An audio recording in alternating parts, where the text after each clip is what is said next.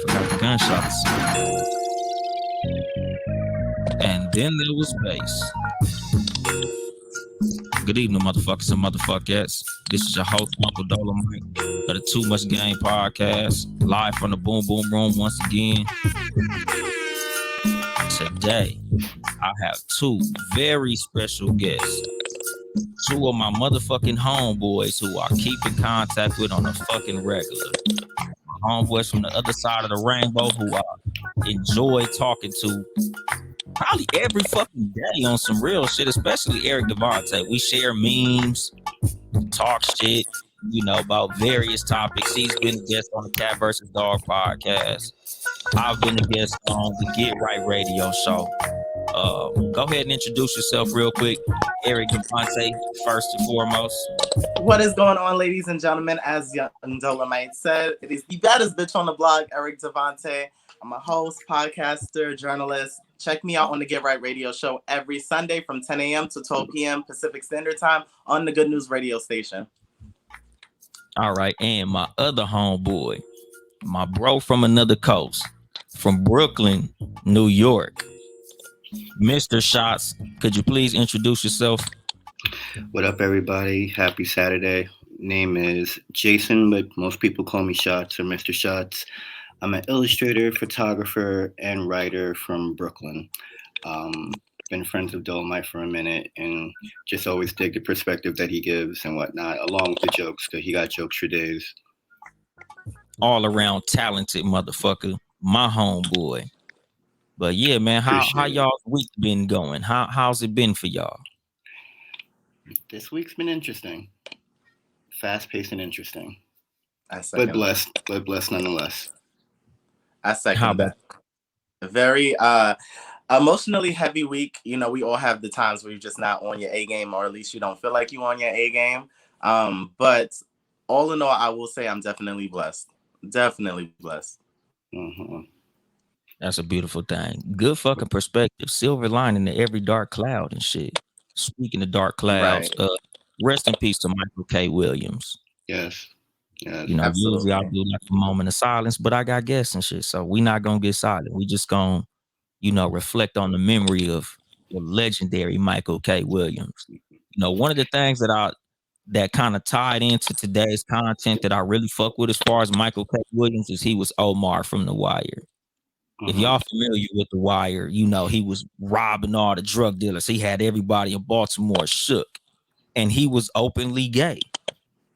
And I like that shit. Like, it was a weird thing, especially in the time that The Wire was out, like the early 2000s and shit, because like it wasn't as prevalent as it is today to have an openly gay character on TV, especially somebody who's like the boogeyman of a drug scene. So, like, how did y'all watch The Wire? I definitely did growing up. That's still one of my favorite shows to date. Michael K. Williams' performance, and mind you, he's outstanding in everything that he's done outside of The Wire. The Wire was just that starting point. But that character, Omar, like, I think that was 2002, being a little young homo, not really knowing what I was doing in the world, and seeing that depiction and just the concept of being gay just completely spun on his head was like everything for me. Like, yeah, he was gay, but like you said, he was a boogeyman. He was scaring all the trade, and they gave us this I guess this little pocket of realism. I think that might be my main beef with representation today. Like, we get too much of one side and not enough of these little microcosms that are reality in our culture. Absolutely. Yeah. Absolutely. And how'd you Eric Devonte? I didn't watch The Wire growing up. I had a few teachers that would put it on because I guess I was in an urban community. I really hate how that sounds, but whatever. So we had some teachers that played it for us. And then it wasn't until his passing that I was seeing more clips. And then I found out who his character was, which is, to go back to what Shotts was talking about in terms of representation.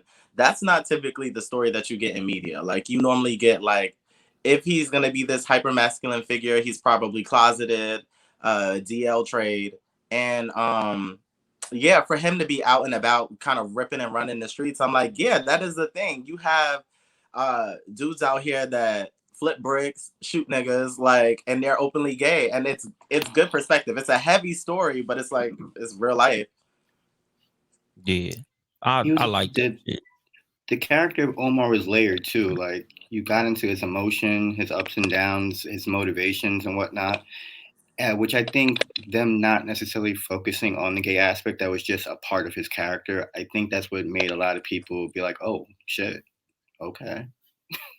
Exactly, because you know, like that was the reason I really wanted to bring him up. You know, like rest in peace to him and all that. But I just like the fact that when he was on that show, it didn't feel like an agenda. It didn't feel like they was trying to push a narrative. It just was a part of the fucking story. That was an interesting wrinkle to what his character was. So, you know, that's why I was glad to be able to bring that up. It sucks that this is the context that we bring him up in, the fact that he had to pass away, you know, and I think that's going to be something we're going to have to talk about later on as far as this fentanyl shit. Cause I think you posted it, Eric Devonte. Wasn't that on your Instagram story? Yes, about people in LA chilling off the coke because there's been like least lethal doses of fentanyl and I don't even know the proper terminology of it, but like either way, apparently people shit is getting laced and people are dying left and right. I didn't even realize it was as bad as they said it was, but it's crazy. Do you think it's intentional? I don't Um, know.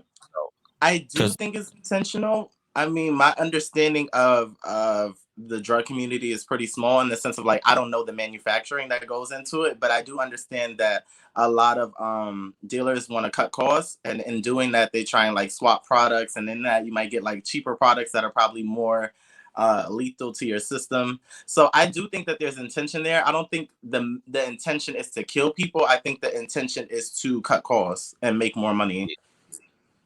yeah, That makes that's what sense. it is.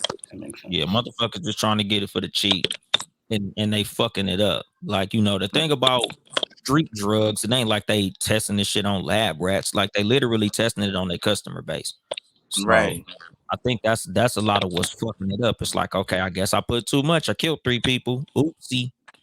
You know, it ain't like they got motherfuckers, you know, sitting in the back like, hey, try this out. Okay, this is good. Or this ain't good. Or, you know, it ain't like the FDA is involved. So, Right. you know, motherfuckers just need to be careful out there, man, you know, because it ain't like they gonna tell you, oh yeah, hey man, this one is 35% fentanyl. Like, they just gonna sell it to you like it's that same shit you got last week, and you end up fucked up. So, you know, I, motherfuckers need to be I careful out have to here, dog. disagree a little bit with that because I know a lot of people that do a lot of stuff, and some of these people know they're drug dealers, know they're getting some pure shit. Like I was dating someone who used to sniff coke. Like it's not for me. I don't even like boogers up my nose, but you know, to each his own. But he would actually sit there and break down to me, knowing whoever his boy was, whatever percentage of what was inside of it. And I used to think like, still not wanting to do it, but like, wow, like okay, you know what's going inside your body. Good for you. And I don't think everyone really takes that amount of time because you know coke is a party drug, so who really cares about the actual content inside of it? Yeah, which is fucked up, but you know, it is what it is, man. Especially because, you know, and not to diss nobody or nothing, but if you doing coke, it ain't really like you super big on your fucking safety, no goddamn way. This is true. But that's True. another fucking topic. But you know, just to transition out of that shit, man. How do y'all feel about Lil Nas X in general? I love I him. like I love him. I really do.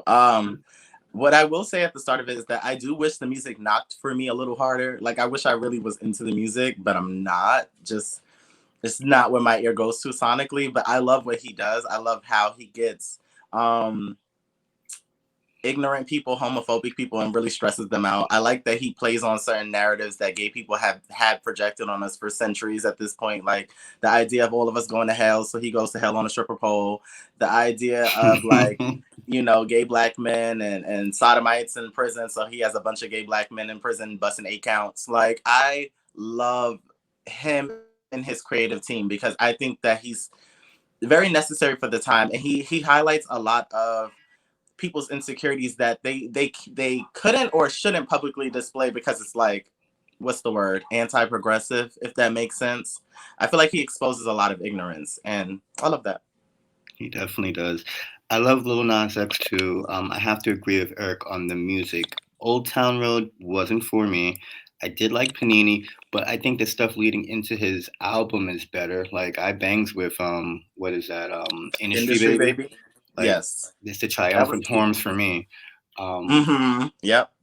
but I love him just for being a troll. Like get underneath people's skin because for how long have we had to be called a faggot, be called a Baki boy, be called all different types of stupidness and not have no type of defense behind it. Now you have someone on a platform, not necessarily for us, because I think I've aged out of that group that he's for, but he's still got a platform and he's still exposing ignorance.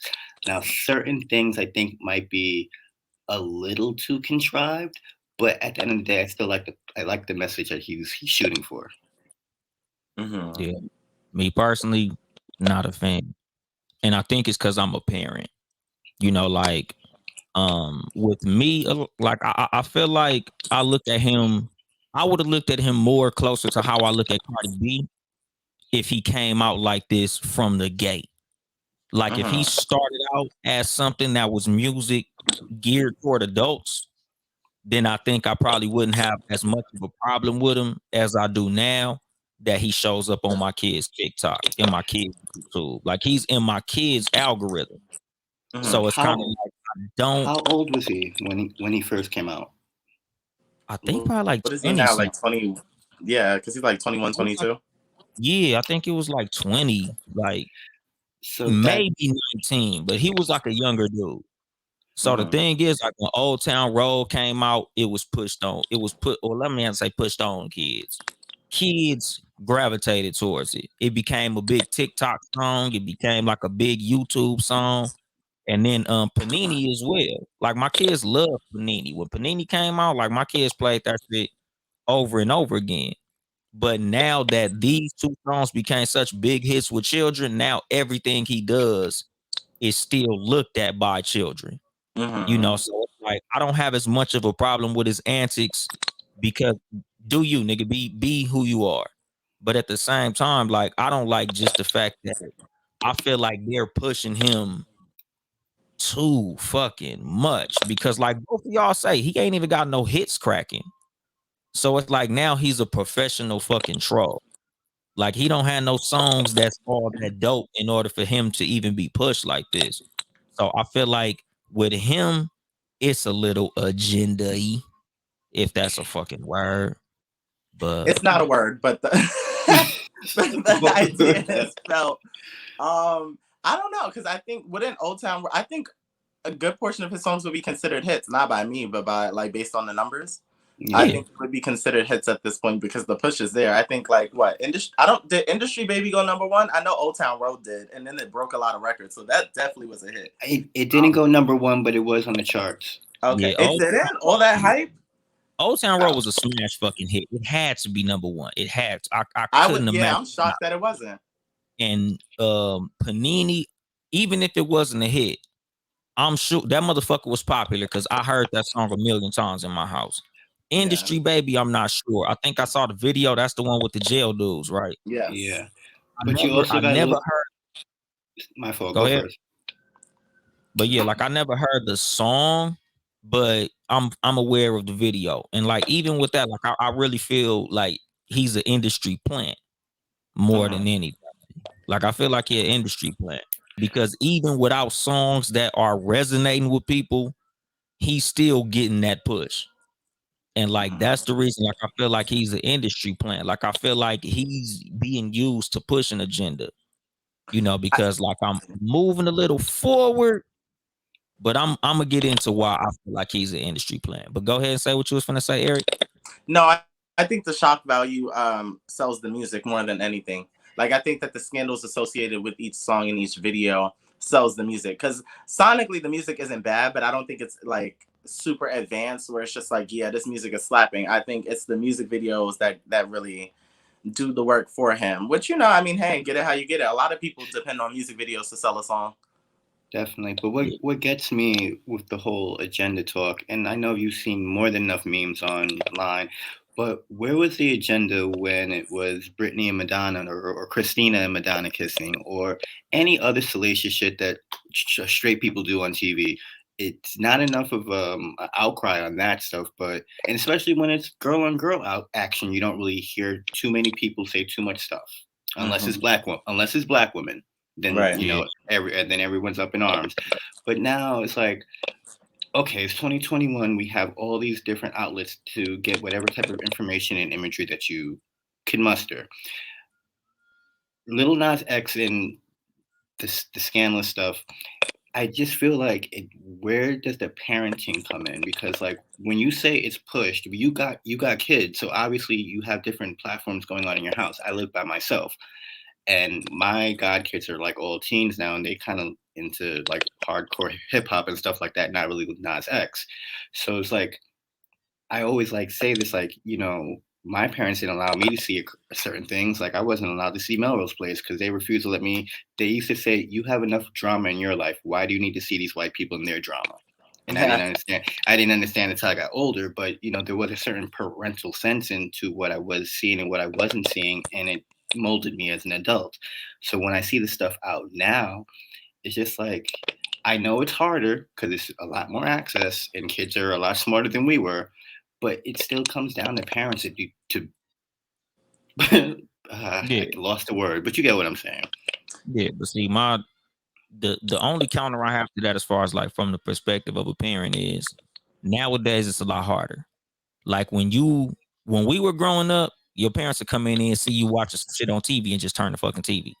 Now kids got phones and tablets and shit. Like they can be off doing their own thing, just watching their fucking tablet with headphones on, and you don't know what the fuck they doing. Like I literally have to go into Deuce and Brownie's room to see what they're doing a lot of times.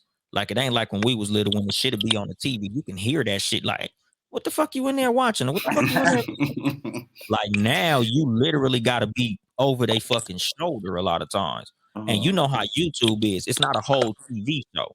Like you can be like, I don't want your ass watching Channel 11 right now because this show is on. Now it's like, shit, these YouTube videos is 5 or 10 minutes. So what you look right now, he watching a fucking mukbang, or he watching, you know, a toy review. And then 5 minutes later, he watching some shit with profanity in that motherfucker. You know, because a lot of times the way the YouTube algorithm works, that happens a lot of times.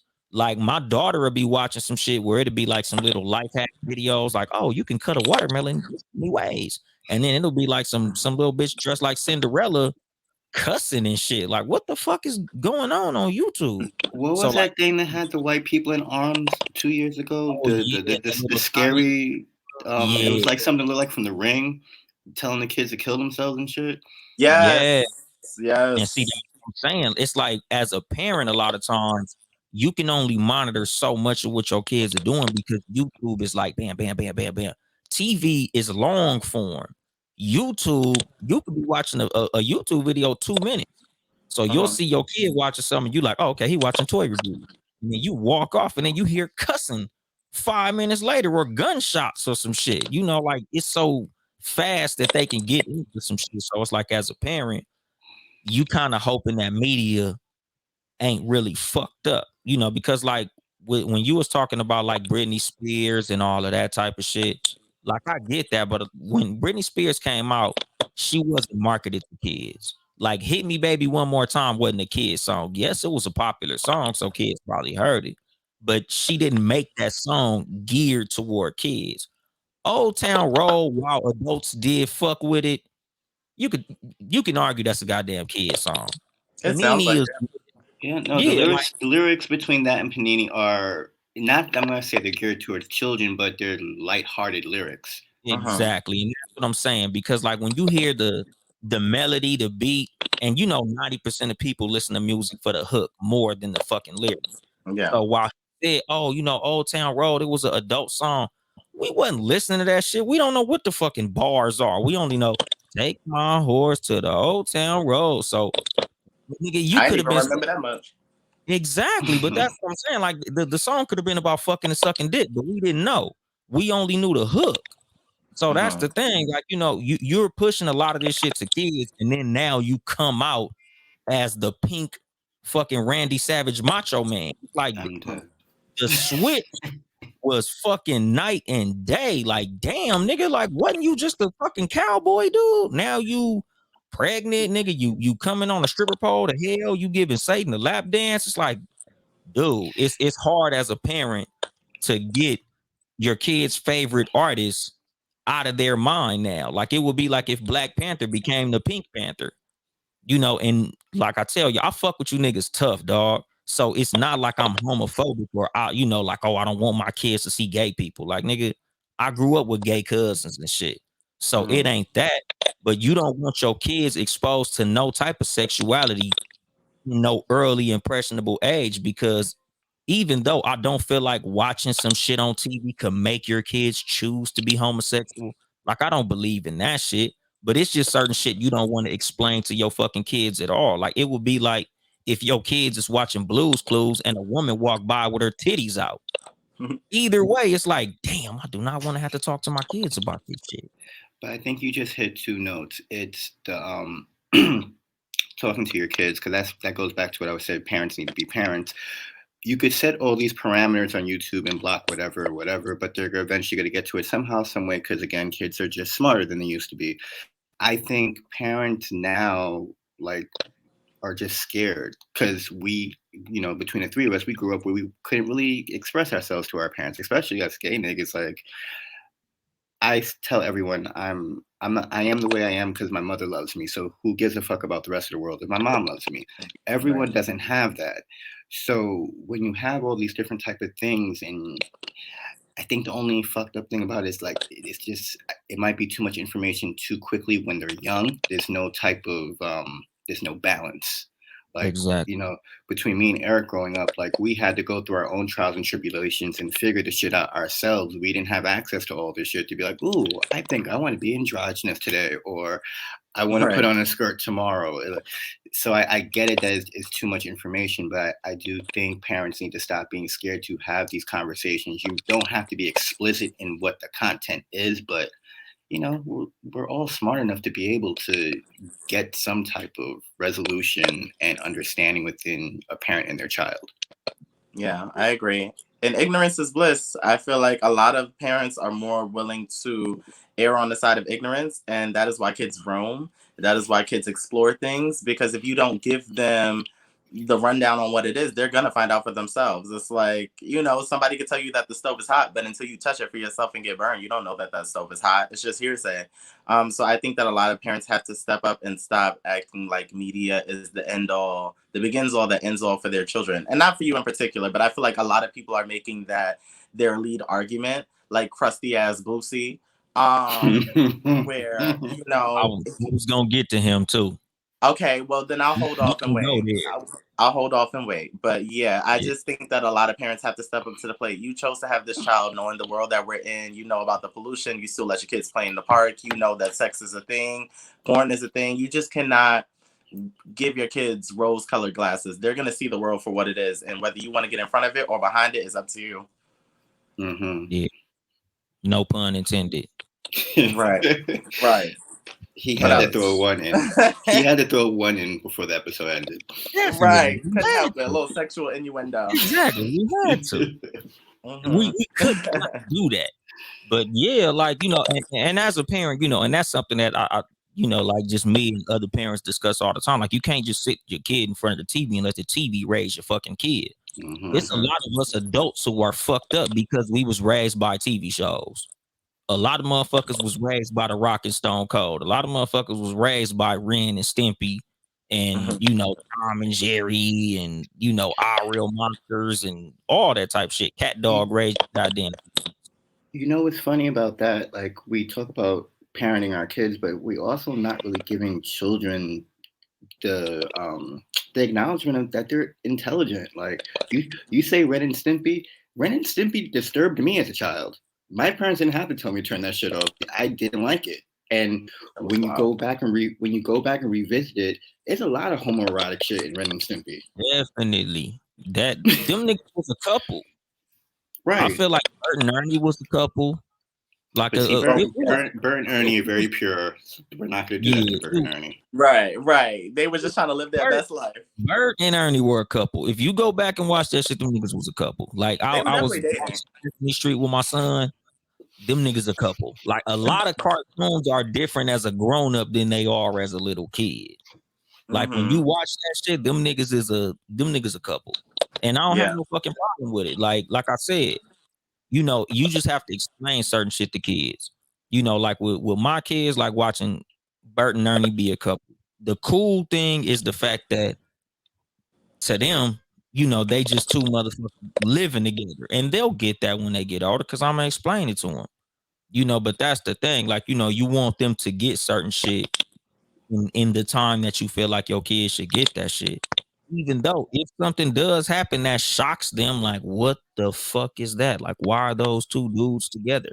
Like, I was just explaining that shit to my daughter yesterday in the mall. We was in the mall. I'm getting some shoes with Brownie, and the dude walked past, and he had like super short shorts with like some compression shorts on them. She like, Daddy, why is his underwear hanging out of his, you know, out of his shorts?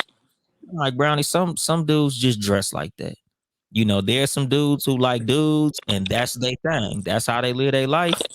It is what it is, you know, because you know, I'm cool with shit like that. Like I'm not anti-gay, like I'm not afraid of my kids being exposed to homosexuality.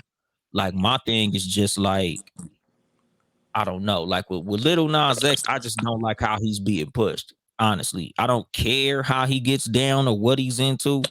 It's just like a lot to explain to my kids because you see how he shocks adults. You know, so imagine a child who's like, damn, what's up with the cowboy man? Why he pregnant? Daddy, can men get pregnant? Oh, daddy, can men do this? Daddy, should men do that? Like, it's just a lot of fucking questions to answer when it's a dude who to kids was a hero. Like, I'd be mad. Let's just say, I don't know. Like I don't know who's popular with kids, but just like okay, imagine if we watch Steve from Blue's Clues become a gangster rapper or some shit. I would not listen to that. But we'd be tripping. I was raised on this dude. Why did he make this fucking switch? So that's the thing with Lil Nas X. It's like it was somebody who our kids looked up to who switched into a very adult lifestyle. A lot of what Lil Nas X is doing is geared toward adults. What he does with adults, I don't give a fuck. If you gay, be fucking gay. I tell y'all niggas all the time, like nigga, I don't have a problem with neither one of y'all. Eric Devonte, I fuck with you in person, my nigga. Like you dress how you dress, you do what you do. I don't have no fucking shame in being your fucking homeboy. It ain't like I'm like, oh, I can't tell niggas I'm cool with Eric Devonte. That nigga be wearing fucking halter tops. I don't give a fuck. That's my homie, my nigga. Like I tell motherfuckers in general, like nigga, I'm not fucking gay. That's just my homeboy. So I don't give a fuck what grown people do. That shit don't fucking affect me. But the shit that's pushed to my fucking kids, just like with Lil Boosie and these rappers, like I feel like that's a false equivalency because a lot of people try to use that argument, like, oh, y'all don't say nothing about gangster rappers. Nigga, Steve don't come in my kids' algorithm. Like my kids don't hear no gangster rap that I personally don't listen to. So that's a different fucking thing. Lil Nas X does. Like I still get mad sometimes when my daughter be listening to Cardi B and Meg Thee Stallion because I'm like, that's not for you, Brownie. Like you shouldn't be dancing to that shit. You know, so shit like that does affect me as a parent. You know, it's not like I'm not gonna say it's not the same outrage because it is with me. Yeah, but a lot of parents, that's one that I would use. Like if I was one of those people trying to shit on Lil Nas X, instead of trying to shit on the male rappers, I'd be talking about nigga, your daughter over here listening to WAP. Why you ain't saying nothing to Cardi and them? And I love Cardi B. Everybody know I love me some Cardi. I don't really fuck with Meg, but I love Cardi B. She a real one. But I don't want my daughter listening to that shit. I get it. On the side of Little, oh, you want to go shots? No, you could go. I talk too much. Go ahead. Not really. It's pretty balanced to me. But either way, in Lil Nas's defense, I think the same thing happens with Disney stars. They start out a certain way because they come into the industry really young. They're geared towards children, but then eventually they become 20 and 21, and sexuality is a thing, and perspective has evolved, and they don't want to be, you know, the Kids Bop friendly artists anymore because they don't feel Kids Bop relatable anymore. And the same thing with Chloe Bailey. We've known her since her YouTube days when she was singing Beyonce covers and she was a little girl. But now she's 21, 22, 23, shaking ass, and everyone's just like, oh my God, what happened? She grew the fuck up. She grew up. And I think we need to give people the grace to evolve, because a person's artistry is supposed to represent the times and the person that they are. If Lil Nas X does not feel like still being at the rodeo and he feels like fucking niggas, then he's gonna rap about fucking niggas, because that is where he's at in life. And that's what makes his art authentic. I think a lot of people, I don't know what they expect of these artists, but they're not being realistic. No one artist stays the same forever. And if they do, they don't last. So for me, I think, like, I get the argument of him being geared towards children, but he has a right to evolve as an artist, and how he chooses to express it. That's where parents have to come in, like, okay, well, look, I get it, but like, this song ain't for you. But kids are going to get that information anyway. And the best thing you can do is get in front of it. As far as the argument with like the prosthetic, I feel like if parents cannot properly articulate that that is like a toy that can be used for acting, the same thing as a wig, like, then you shouldn't have had kids in the first damn place. Like, if you cannot communicate that that is a prop, you do not have the intellectual capacity to have children. Mm-hmm. To piggyback off of Eric, he hit it on the nail, because I was gonna go with when Christina Aguilera became Xtina. I don't even know if I'm pronouncing that right. And you know, that was a good era. It's again, it's back to the access and the speed at which we get information. Like, I don't know, Dome, I don't know if you remember, you were talking about Jasmine Sullivan's Hotels, and you kind of misquoted the intent of those songs, which, you know, from your perspective, you're not a fan like that, so you're not following her story or the behind the stories to grasp what that project was about. So you misquoted. The same thing could be said about Lil Nas X. Yes, it seems like it's happening fast, but you're not a Lil Nas X fan to know when he came out, to speak, to know all these other things he spoke about, whatever he felt with dealing with sexuality. You just get Old Town Road, and then the niggas going down the stripper pole to hell. To hell. Yeah. And see the thing, and that was that's my main point. It was the speed of it, because like how he was talking about, like, you know, all the child stars who grew up. A lot of us grew up at the same time as those child stars, just like with Lil Bow Wow. A lot of the women that was little 13-year-old girls when Bow Wow was 13 is now grown with him. So they grew with him. Like Lil Nas X, it was like, damn, you was Old Town Road like 4 months ago. Now you on the pole. So a lot of the kids are still kids. Yeah. That's the difference as far as Lil Nas X. Like, yeah, nigga, grow, do your shit, nigga. You want to switch lanes? Switch lanes. But you was in the kid lane. Now you far into the adult lane. And that's the thing. Like, you know, explaining this shit to my kids, yeah, it's more of me personally. With me, it's more of an annoyance than like this big problem where I'm like, we need to cancel Lil Nas X. No, motherfucker don't need to be canceled. My thing is just like, I look at a lot of industry plant things like what are they trying to push here? You know, because like I said, like with Lil Nas, I got a couple things I want to talk about as far as Lil Nas X. So I'm gonna skip the next thing that I was finna do. I'm gonna go ahead and move that next, and we finna get into what I really want to talk about as far as Lil Nas X, and a big part of why I wanted to talk to y'all in particular. Like, how do y'all feel that Black homosexuals, you know, or LGBT in general are portrayed in media as opposed to how white ones are portrayed? Now that, I think, is an agenda for the most part. I'll let Sean start that off.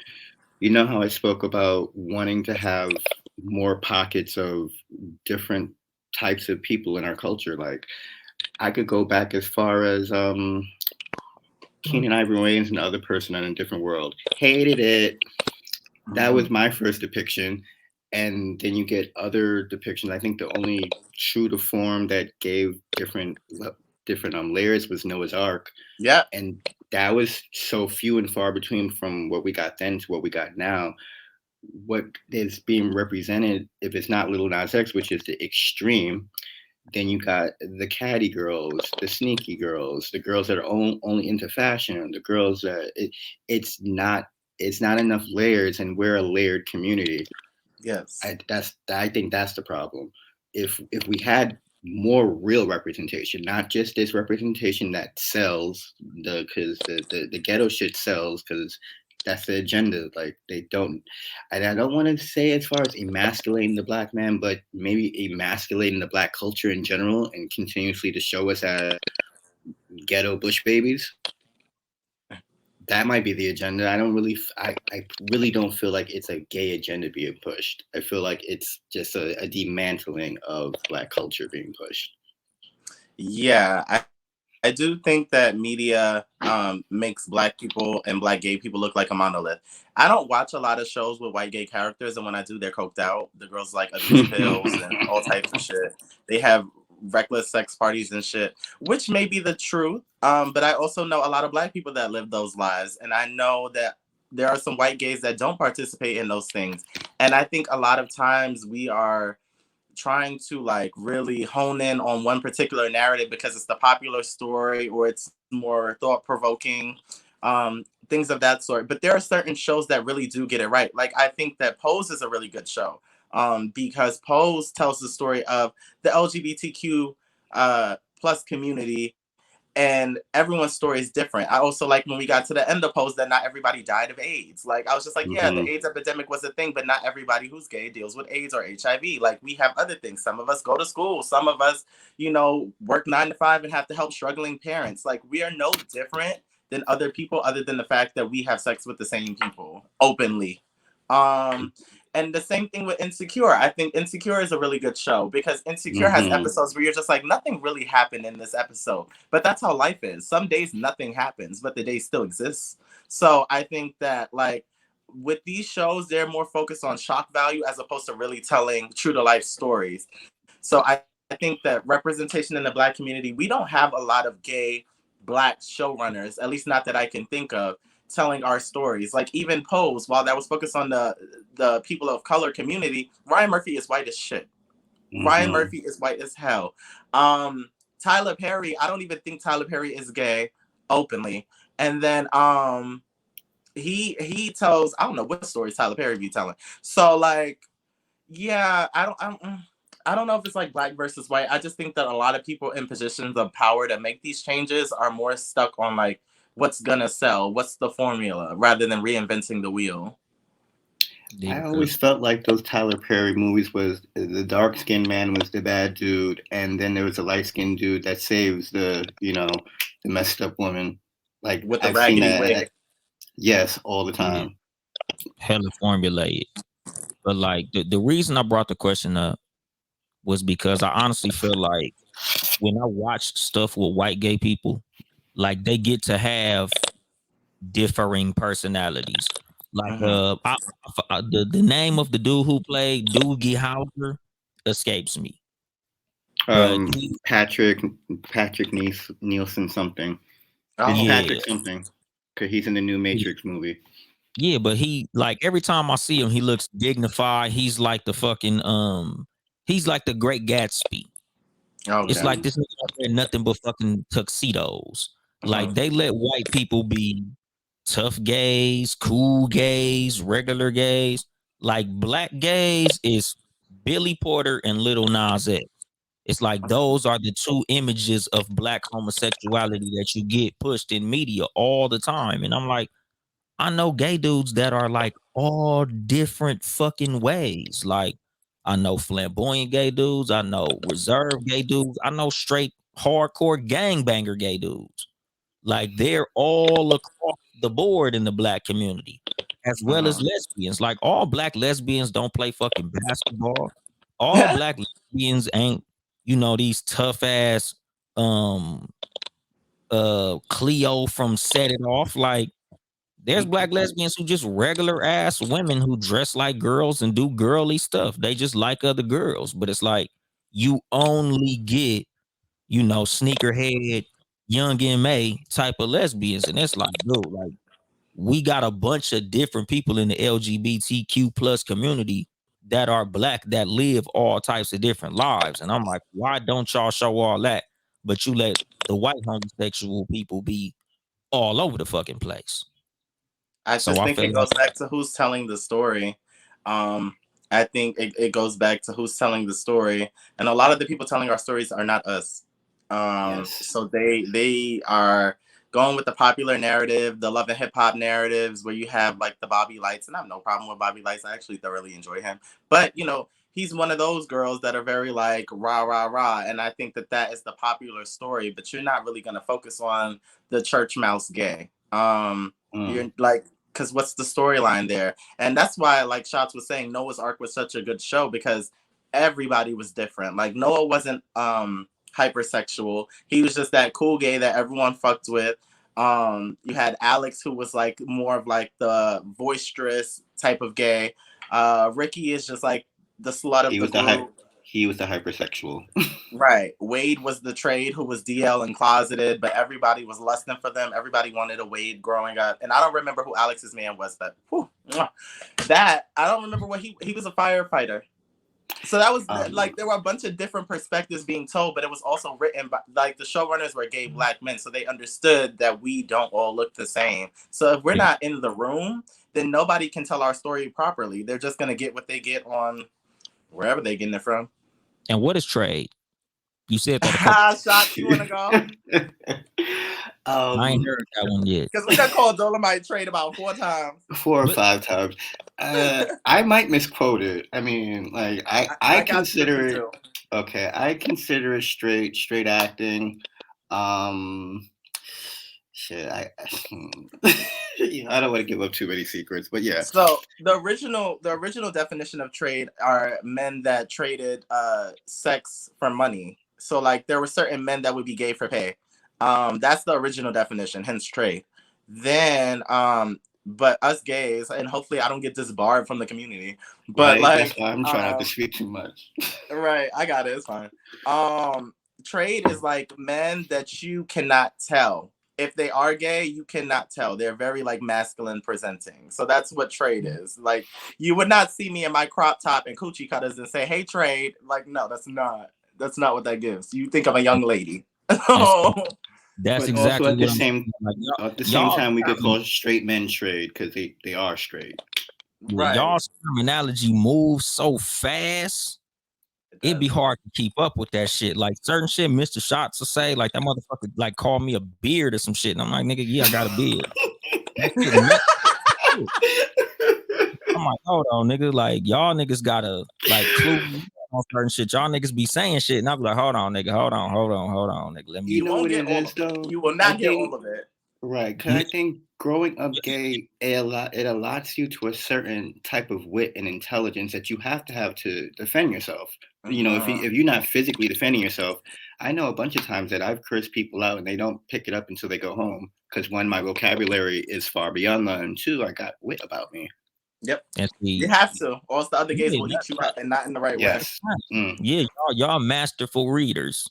But my thing is like, nigga, if you my homeboy and me and you are having a personal fucking conversation between me, nigga, let me know what the fuck you talking about. I'll be confused. Like, hold on, nigga, what was that word your ass just used? Because I don't want to get it fucked up, nigga. Because but then nigga, we wouldn't put you in a position to misrepresent or misuse any type of terminology because you know no one's gonna come in my DM like, why'd you have that man up there like that?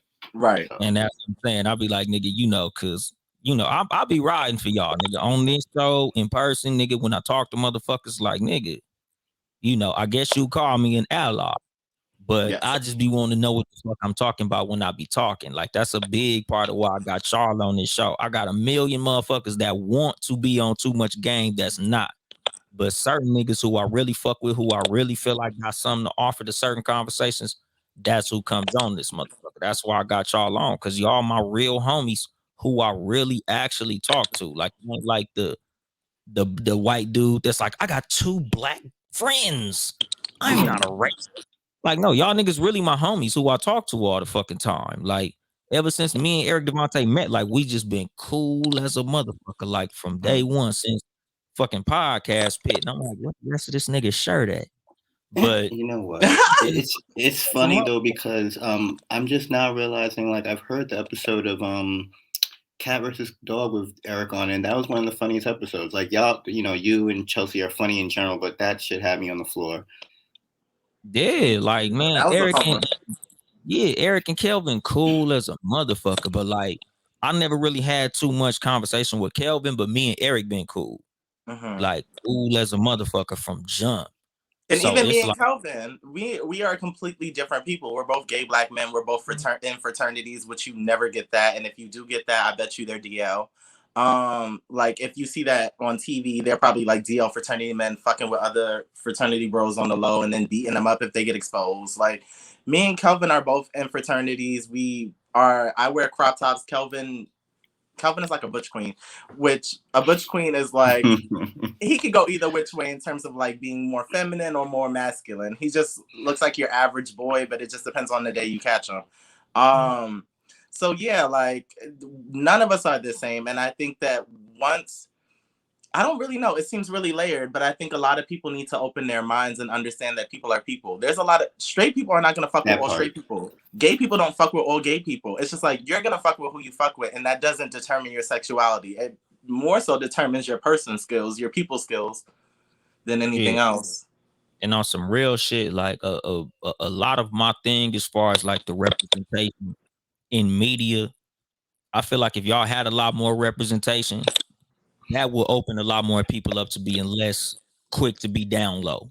Like a lot of people wouldn't be as afraid to come out the fucking closet if y'all had representation. Like if it became more of a normal fucking thing, even in the community, like black people. Like I be telling motherfuckers like me personally, nigga, I'm very comfortable in my masculinity. So I don't mind telling motherfuckers, yeah, I got gay homeboys, but I feel like everybody should be able to do that shit. Like it shouldn't be, oh, you kick it with that dude, you must be gay. Like, no, motherfucker, like you don't gotta fuck everybody you hang out with, gay, straight. Just like when you hang with fucking women. Like, nigga, I don't fuck every woman that I'm cool with. So it's like, nigga, it shouldn't even be, you shouldn't even be putting that shit on people. So like that's the reason I feel like a lot of dudes be afraid to come out the fucking closet because they feel like it's gonna be some type of stigma attached to them. And I be telling motherfuckers like, nigga, most of gay niggas who I know doing well in life, my nigga. So if you that, just be that shit. Like you ain't gotta be closeted about it. Like, you know, a lot of us as parents need to make that shit more acceptable to our kids. I'm glad you said that. I was about to touch on that because the representation is cool too, but it also has to start from young. Like, you know, I already said my mom loves me, so that instills in me a certain confidence that I taken into the world. So a lot of stuff just rolls off my shoulders. But in high school, like, and I think like the Lil Nas X conversation and just parenting, like niggas were calling me gay before I knew what the hell that shit was, and that was just simply off the fact that I was intelligent, the teachers liked me, and all the baddest bitches used to fuck with me.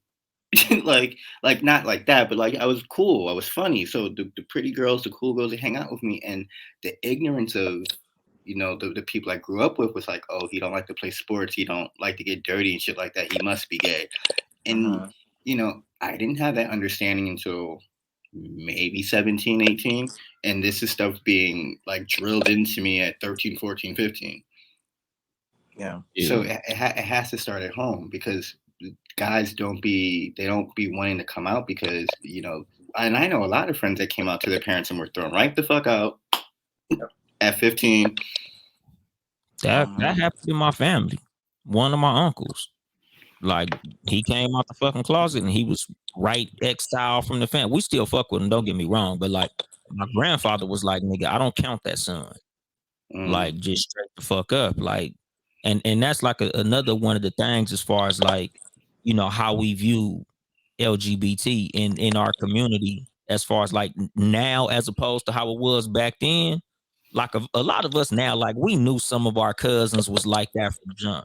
And we still fucked with them. Like it ain't like how it was, you know, 30, 40 years ago when it was like, nah, I ain't fucking with, you know, cousin Ken, because Ken is he one of them. Now it's like, nah, nigga, that's my cousin. He gay, nigga, so you know, whatever. We still hang out. Like, you know, it ain't like how it used to be. So like I be telling motherfuckers like that's like that now. Like, dude, if you gay, just be fucking gay. We still gonna love you. We still gonna defend you. Like, nigga, I'll beat the fuck out you over one of my gay cousins. Like, nigga, you fuck with one of mine, nigga, I'm gonna fuck you over. Period. Straight up. That's my cousin, and I love him. No matter what his lifestyle is, no matter what that motherfucker's into. You know, and just I feel like as black people, we should all be like that. Like it should never be something negative anymore. Like that shit is dead. Like, nigga, that's what I would like to think. Life, dog. Me too. That's what I like to think. But I think it's all in the messaging too. Like I remember my mom would drive me to school every day and we would listen to the Steve Harvey morning show or WBLS or whatever.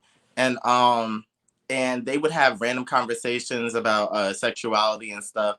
And my mom would always kind of like reiterate, not in a way that was abusive, but I do remember on a few occasions that she would always be like, y'all better not, I know y'all better not be da da da da da. And this was like when I'm still trying to understand what gay is. Like I understand I'm different from the rest of the boys, but I don't have a label to associate with it. So, you know, you're getting all that messaging. And in the back of your mind, if your parent is constantly driving home the fact that you better not be like this, it's just like, well, even if I did come to that realization, you've been telling me for how many years up until this point that that's not okay. So, like, now that I'm finally here, I have this anxiety around it where it's just like, oh shit, you know, she's been telling me since I'm 10 that I better not be gay. And here I am 6 years later and I'm gay. So it's just like, well, I can't tell her that. And then you go into this really dark depression. And this doesn't happen to everybody, but it definitely happened to me because it was just like, all right, well, I already know she basically is going to hate me for this. So like, well, what do I do? Like, do I just kill myself? Because if my mom doesn't want me, then like, who gives a fuck about the rest of the world? Like, I can't even go home. So I think that is a big part of that. Yeah, I just think that parents have to think about the messages that they're putting out there because they think it's all a game, but like that shit has an effect on you. And it wasn't until I think my mom started to get over it as I got older because I finished college, I went to grad school, I finished that. I had done all these interviews with all these celebrities and stuff, and it was just like, what is my sexuality really withholding me from? Like, what is it doing? You know, I'm not strung out on crack. I'm not out here selling myself to the street. Like, I just sleep with men, and you don't even see that. So why do you care? Exactly, because like I remember when I was young, and I'm probably sure y'all probably heard this shit too. Cause like I moved around growing up, so I know this ain't just the one school I went to. But like we used to ask people, like, would you rather have like a whole daughter or a gay son? I remember those questions. That shit was like a big thing, like amongst, you know, like teenagers and young adults, like nigga. And like now, you know, because I'm not gonna front. Like I used to be like, man, I don't know, man, that's a hard one. But like I think like in my late 20s, like when I really start to get familiar with like gay people, because like my first real interaction with a gay person, I was in my early 20s and I drove school buses. He was my supervisor. And he shot his shot at me. And I kind of like got at him, like, I'll beat the fuck out you, homeboy. Like I was tripping.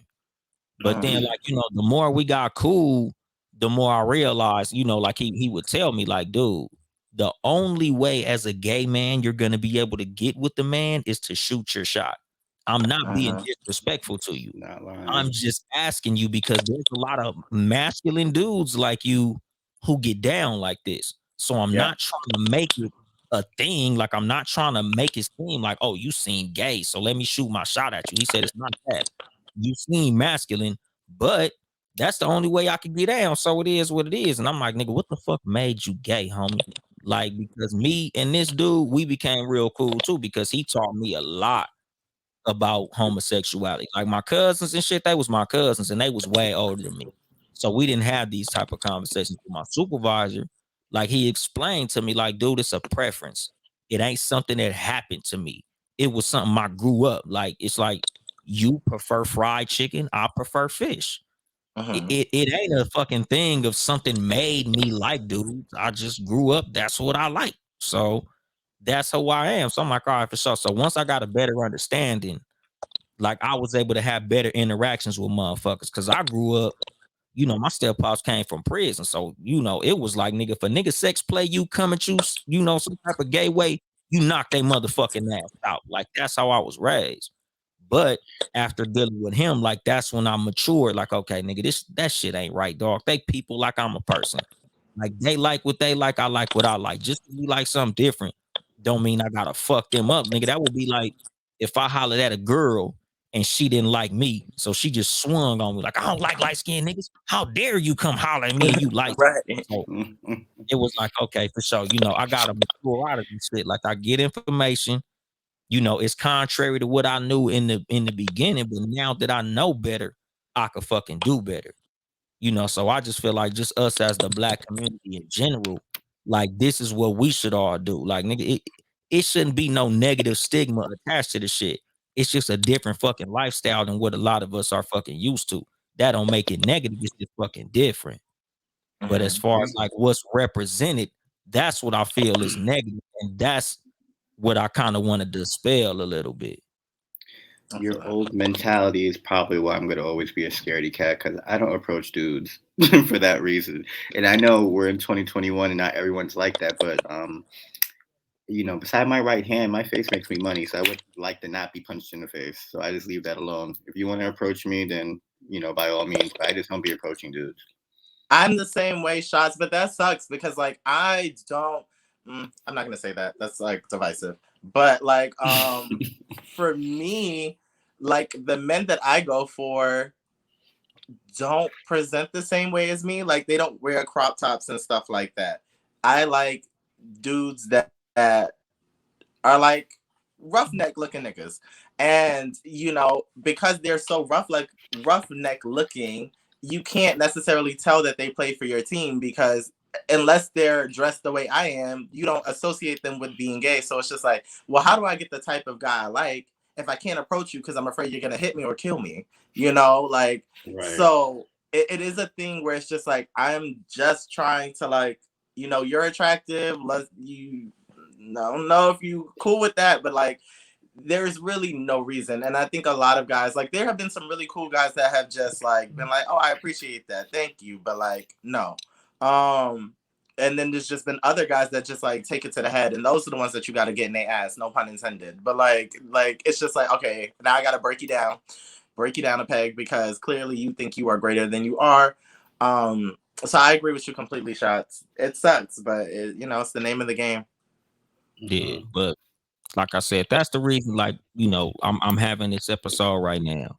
Like, that's something that I tell motherfuckers in general. Like, my nigga, if that's how you get down, nigga, just get down like that, dog. Like, you could be a gangster gay dude, my nigga. Like, you still gonna be the homie whether you gay or straight. Like, I kick it with y'all openly gay, you know, conservative gay. Like, it is what it is, my nigga. Like, I just kick it with motherfuckers because they cool people, not because of who they have sex with. Like, these niggas who fuck ugly girls, nigga. Like, I ain't mad at you because you fuck ugly ass girls, nigga. Like, you know, that's your thing. So that's fine. Yeah, exactly. So it's like, nigga, who you have sex with don't got shit to do with how I fuck with you. Like, if you like girls, dudes, you know, long as you ain't fucking children, we cool, my nigga. Like, only shit that I ain't gonna fuck with you for, you know, if you doing that sexually, get the fuck away from me. But you know, who you fuck is your fucking business at the end of the day. I might have to find another word instead of conservative, because I am conservative, but I cut up with the best of them. And I've always just been to myself and quiet, even as a child. And I think that's why I kind of go under the radar. Plus I'm masculine presenting, but like, you know, I have fun. You know, my friends could tell you some wild ass stories that you'd be like, nah, Shots. You'd be like, yes, that bitch. So I need to find another word than conservative. Yeah, your close friend story. I guess what we call it, reserved. Would that be a better word? Yeah, I could do reserved, but not too much of my close friends. Yeah, exactly. Yeah, your close friend story. I'm like, nigga, I don't even know why I'm on this motherfucker. It's funny. Hey, nigga, you know, you live your life, nigga. It's just hilarious to me. Like, I laugh at it. Like, I be telling motherfuckers, like, that's my sense of humor, my nigga. Like, you know, blame my head, not my heart. A lot of gay shit niggas be saying in front of me, to me, funny as a motherfucker. Like when you put me up on that podcast, nigga, that shit had me dying laughing. Like, gay niggas are the funniest niggas in the world, like on accident. Niggas ain't trying to be funny, but they fucking hilarious. Like, I tell people about Eric Devonte, that nigga I'll be dying just watching your story, some of the shit you be saying on your show. I just be rolling. And it's just who he naturally is. Straight people that are comfortable with themselves be the most fun, honestly. Because it doesn't feel contrived. It doesn't feel forced. It's just like it's two people existing the way it's supposed to be. And I think like a lot of gay people, gay men, gay black men in particular, we have to lean on our sense of humor because a lot of shit when you're trying to figure this out is not funny. Like it's not funny, even remotely. It's hard. It feels isolated. You don't even know why this is your life. A part of you is like regretful and then apologetic for your existence. You feel like a burden. It's a lot to take on, and most of us unpack this stuff before we even hit like teen years. So imagine not even having a full understanding of self, resources, labels, and concepts. Meanwhile, you feel like the whole world is against you, and you're like maybe 10. That's a lot. So it's like for us, a lot of us have to bring ourselves out of that dark period. And because our peers aren't that evolved either, you don't have somebody to lean on for guidance. God bless the younger gay kids that were like more advanced. But like you have to bring yourself out of those dark periods. And I remember there was a point where it was just like, if the sun wasn't up, I was in a point of depression. And you have to find a way to make yourself laugh because it's hard. It is really hard. It's funny you say that about the young kids because I'm slightly jealous because they have so much information. There's so much sexual ambiguity outside right now. Like I don't go to the village that often, but I went. I don't know if you're familiar with Clubhouse, but we had like a little Clubhouse link up, and we took some of them by the village. And I was like, yo, what are they, 12, 13? What the hell is going on? And like I think about my youth, and it's like, you know, I went from baggy clothes to more form-fitting clothes. Right. But if I would have worn anything hugging my thighs, they would have stoned me. Yep. And they don't. I mean, West Indians. Yeah, true.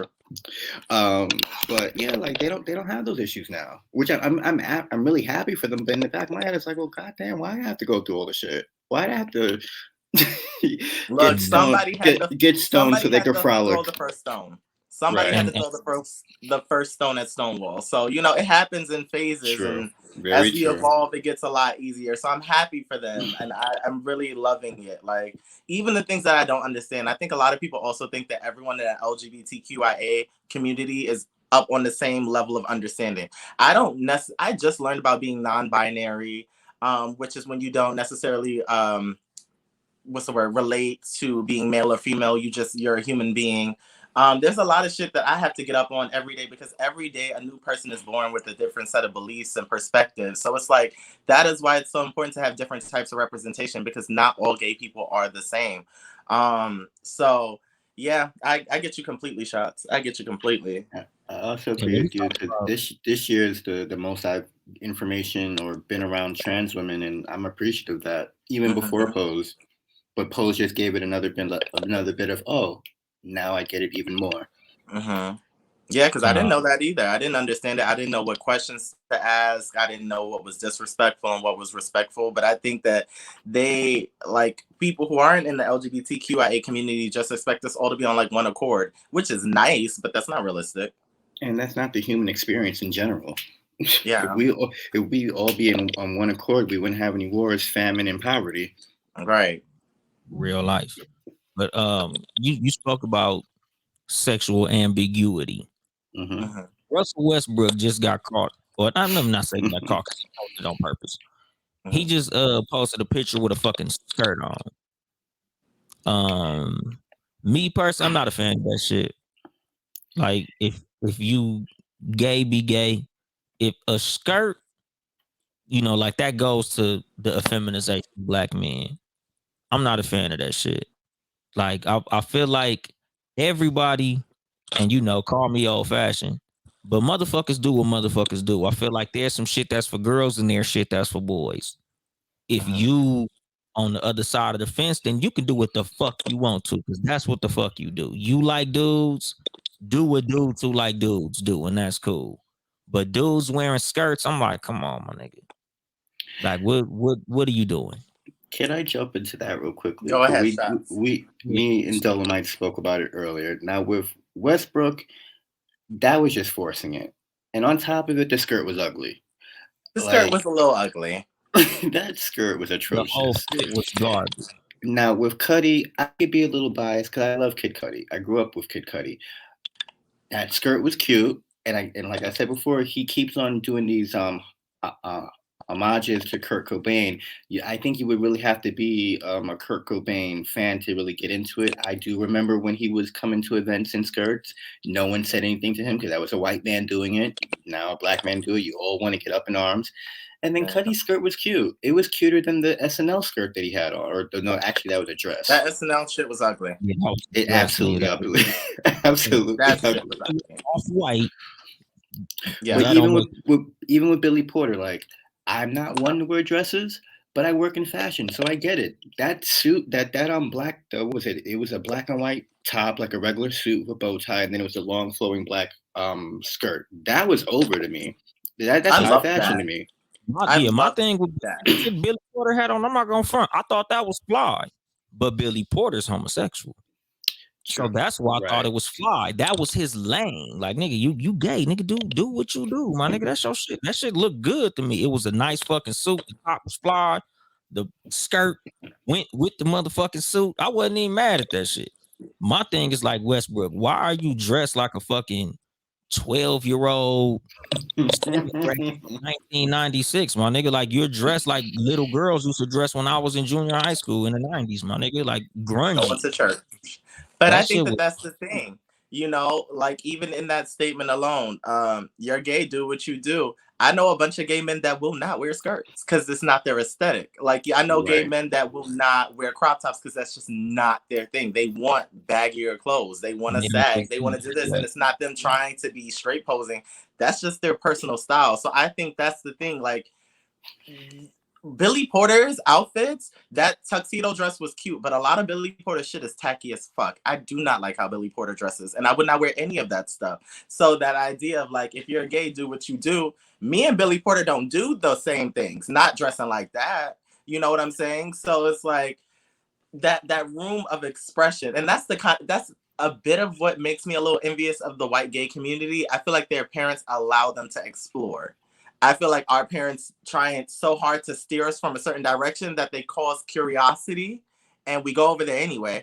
So I don't know, but I do think, as fine as I think Russell Westbrook is, and I mean fine, I didn't like that outfit. I like the cardigan though.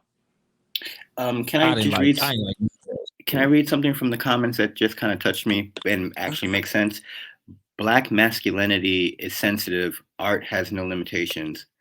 Me being a visual artist, that should have been a message that should have already came to me, but it's my good homegirl Sanaya that said it, so I do agree. Like we already said, Kurt Cobain did it so many times and no one said nothing to it.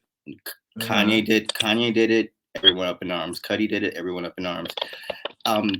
The Westbrook thing, that's a little confusing because he is a straight man, right? There hasn't been any question on his sexuality, right?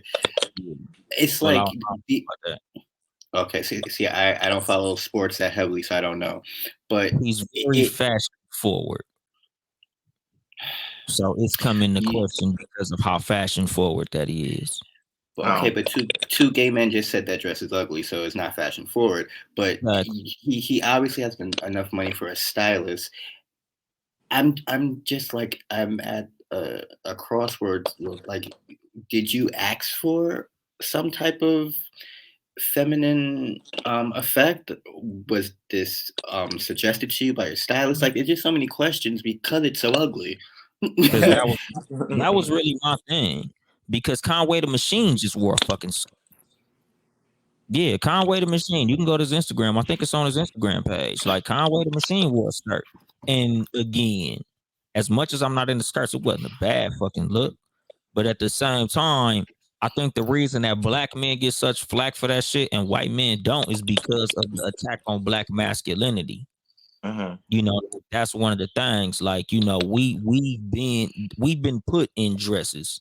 Like, we've been put in a position where they have tried to attack our masculinity. We have been attacked because of our masculinity. So a lot of times we're trying very hard to protect black masculinity. That's the reason that I have the stance that I have when I see Westbrook in a fucking skirt and certain niggas wear skirts. Because it's like, dude, the LGBT community do what they do. And I'm not trying to make it monolithic. Like, all of you dudes should be wearing skirts. I'm not saying that. I'm just saying that as far as us as men who present as straight masculine males, I just feel like it's just certain shit that we should not be so quick to gravitate towards because of the attack on our masculinity. It's just certain shit that, like me, I don't want to see my son doing. Now, if my son say, "Look, daddy, this is my lifestyle. This is what I like. I like dudes, blah, blah, blah." Hey, man, I can't stop you. Do your thing. You know, I feel like a lot of my family probably would have been better off if a lot of us were able to just go into the lane that we was in without the pushback. But at the same time, certain shit as far as like with straight dudes, it's like, dude, quit trying to blur the fucking line. I think. Because Well, go ahead. I'll let you finish your thought. Go ahead. go ahead. No, do your thing. Do your thing. I do understand that because a lot of black people bring up like the emasculation. Is that the word? Emasculation? Yeah. That'll work. The emasculation of black men from white people and slave owners and things of that sort. I just think that it's a lot of responsibility to carry a plight of something that you didn't ask for and weren't a part of. You know, I think a lot of us as black people, there's a lot of trauma that we deal with as a result of slavery and a lot of things that we've taken in. Even the way that we equate success, we always equate success to that of the white man. If a white man does this, this is what you need to do to be successful. I did not ask to be in this life. I did not ask to be gay. I did not ask to be black. So now for you to take on all of the stuff from the past and all the hurt that we dealt with and tell me that I have to live my current life because of that had nothing to do with me, that's a lot of responsibility for something I didn't ask for, you know? So like Russell Westbrook, I do understand the attack on black masculinity, but at the same time, sucks that happened in the past, but why do I have to take that on in today's day? If me, with my hardworking ass, I give all these hours to the NBA, if I want to take my hard-earned money and buy a skirt, why are y'all bothering me? Granted, the skirt is fucking ugly, but so what? It's my ugly skirt. And I don't owe it to y'all to navigate my whole life based on black trauma. I don't owe my parents to go into this certain field because we had financial hardship. That's not my passion. You cannot dictate my life based on your past experiences. That's not fair. You have your life, you navigate it how you navigate it. You know, I think we black people live in the trauma that we've experienced, and I understand because it's so deep rooted, but at some point it has to be individually based. Like, I understand that, you know, black slaves have been raped by white men and all these things. I'm not going to stop wearing crop tops though. I'm just not, you know? Yeah. I think that is the thing. We have to stop putting our past traumas on each other. That's not fair to Russell. Let him wear his ugly skirt. Let Billy look tacky. And he does. Sometimes he looks fly. But the conversation should probably just 85% of the time he does. Yeah, but the conversation should just be on the fashion, not on all that other bullshit. Yeah, because what Sanaya Bamboo said, it's all about self. Do what applies to you without being offended by what doesn't apply to others. But my thing as far as like these niggas got platforms. Like that's kind of what kind of gets me about certain shit. Certain niggas with platforms, like how, you know, with Mr. Shotts, as far as like Westbrook, like certain shit look forced. Certain shit don't look like that's some shit you just decided to do. Because remember, this ain't the first time a celebrity has worn some shit like this. Diddy wore some shit that he said was a kilt. Dwayne Wade, before we found out he was flexible, he wore some shit. I think Omar Epps wore one. In the International Players Anthem video, Andre 3000 openly wore a kilt. Like certain people, that shit is on brand. Like if that's on brand, I don't mind some shit that's on brand. Like even with Young Thug, we talk shit about Young Thug for like 2 or 3 years for wearing dresses. But once it became something that was on brand, it was like, okay, nigga, this is what this nigga does. He wears skirts for sure, nigga. Do your shit. But at the same time, it's like, you know, it's just, again, as a parent, it's just a lot to fucking explain to your fucking kids. Like with us, and y'all was raised probably how I was raised. Like, nigga, boys wear blue, girls wear pink. Boys wear pants, girls wear fucking skirts. So it's like when you see niggas wearing skirts all regularly like that, like you don't really see like Bruce Willis in no motherfucking skirt. Like you don't see they tough celebrities do holiday heart movies and shit like that. Like 2-1 Crew came out, and that was what that was. But it seemed like, like they be saying, and all of us in the conspiracy nigga community done seen all the tough black stars got to put a fucking skirt on at some point. Like it's like a regular fucking thing. So, like I said, that's the reason a lot of us get so defensive when we see black dudes wear that shit, because it's like, come on, my nigga, like y'all know that there is an agenda, whether or not it's effective, whether or not it's something to be paid attention to. Because, like I said, nigga, I don't feel like TV gonna make my son gay. I don't feel like if my son watch a certain show, oh damn, now my son gay. This nigga done fucked around and watched SpongeBob. Now my nigga gay. Like he was straight at first. Like, no, nigga, if you gonna be gay, you gonna be gay no matter what's on fucking TV, no matter what a fucking celebrity do. But it's just the image of the black man. We are very protective of that because we understand the fact that it is under attack. So that's a lot of the reason that we really be tripping. It ain't that we mad at what a nigga do or how a nigga dress. It's we understand that the attack is happening. So we are pushing back against something that we see openly happening. But as black people, when haven't we been under attack? Right. Shit. Like, has there ever been a point where black people have been safe? Before white people came out the caves. I'm dead. My point. So it's just like all these centuries of oppression. It's just that's a big burden for someone who was born in 2021. It's just like, I feel like wearing a skirt. Like, it's just, that's a lot to put on a person. And, I do understand that a lot of our masculine figures have done drag in movies and stuff. But, we don't bash Robin Williams, God rest his soul, from Mrs. Doubtfire. We don't bash Arnold Schwarzenegger for being a pregnant man. Like, those were films that happened too. I just think, like, we cannot change the past, and you also cannot change how people look at you. You know how, like, you're in certain spaces and people are like, oh my God, do you have to be so loud? There's white people in here. There's always going to be white people around. That cannot dictate my way of living. Should I have a certain level of couth and class about myself? Absolutely. But not because there are white people in my presence, but because I should have that and want that for myself. And I feel like there's this ingrained power that we give white people that really lets them dictate the way that we live our lives. And I think that, like, as black people, we really need to check that, because the names that we give our kids, certain names, we're just like, that's very ethnic. Bitch, what? Like, like, my mom told me my name is Eric because she wanted me to have a corporate position or be able to secure a job. But my middle name is Devonte. So that was supposed to be the first name. And then my aunt and my mom swapped it. So I'm just like, I love my name in totality. But at the same time, think about it. That's power given to the white person. You want to make sure that you can survive in their spaces. You want to make sure that we look presentable to them. We don't care about how the other niggas look at us, but we damn sure care about how white people perceive us. And that's a level of power I cannot give to anybody. And I'm glad you said that, because you made me think about my little bit of time in corporate America. Like, I was working for the cable company out here, and, even though you can't see my face, you can hear how I sound. Before we had a term for it, I guess I was code switching. So of course I passed a phone interview.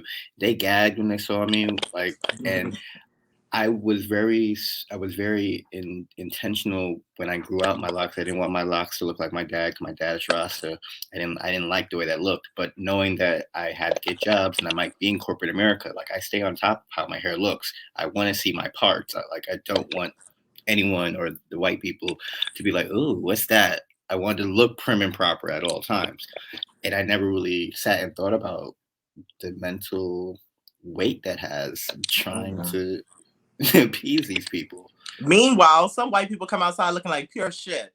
Holes and everything, raggedy. Like, did you wash your ass? And you smell like dog. But, like, they don't give a fuck. Only black people care about what white people think. White people just say anything to a black person and be like, oh, I didn't think of it like that. Yeah, because you don't give a fuck. And that's why black people shouldn't give such a fuck. Right. White celebrities openly say they don't bathe every day.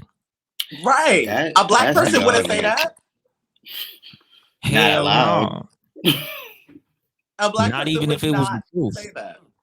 Huh? Not even if it was the fucking truth. Not even if the nigga really didn't. He's not gonna admit that shit. He gonna act like he bathed every day. Right. But I'm just saying, like, in general, dog, because, like, with me and the defense of black masculinity, it's just in general. Like whether white people are trying to attack it or not, it's just something that just us as the black community, like, you know, just older black dudes when they see younger black dudes. Like I grew up on nigga, pull your motherfucking pants up.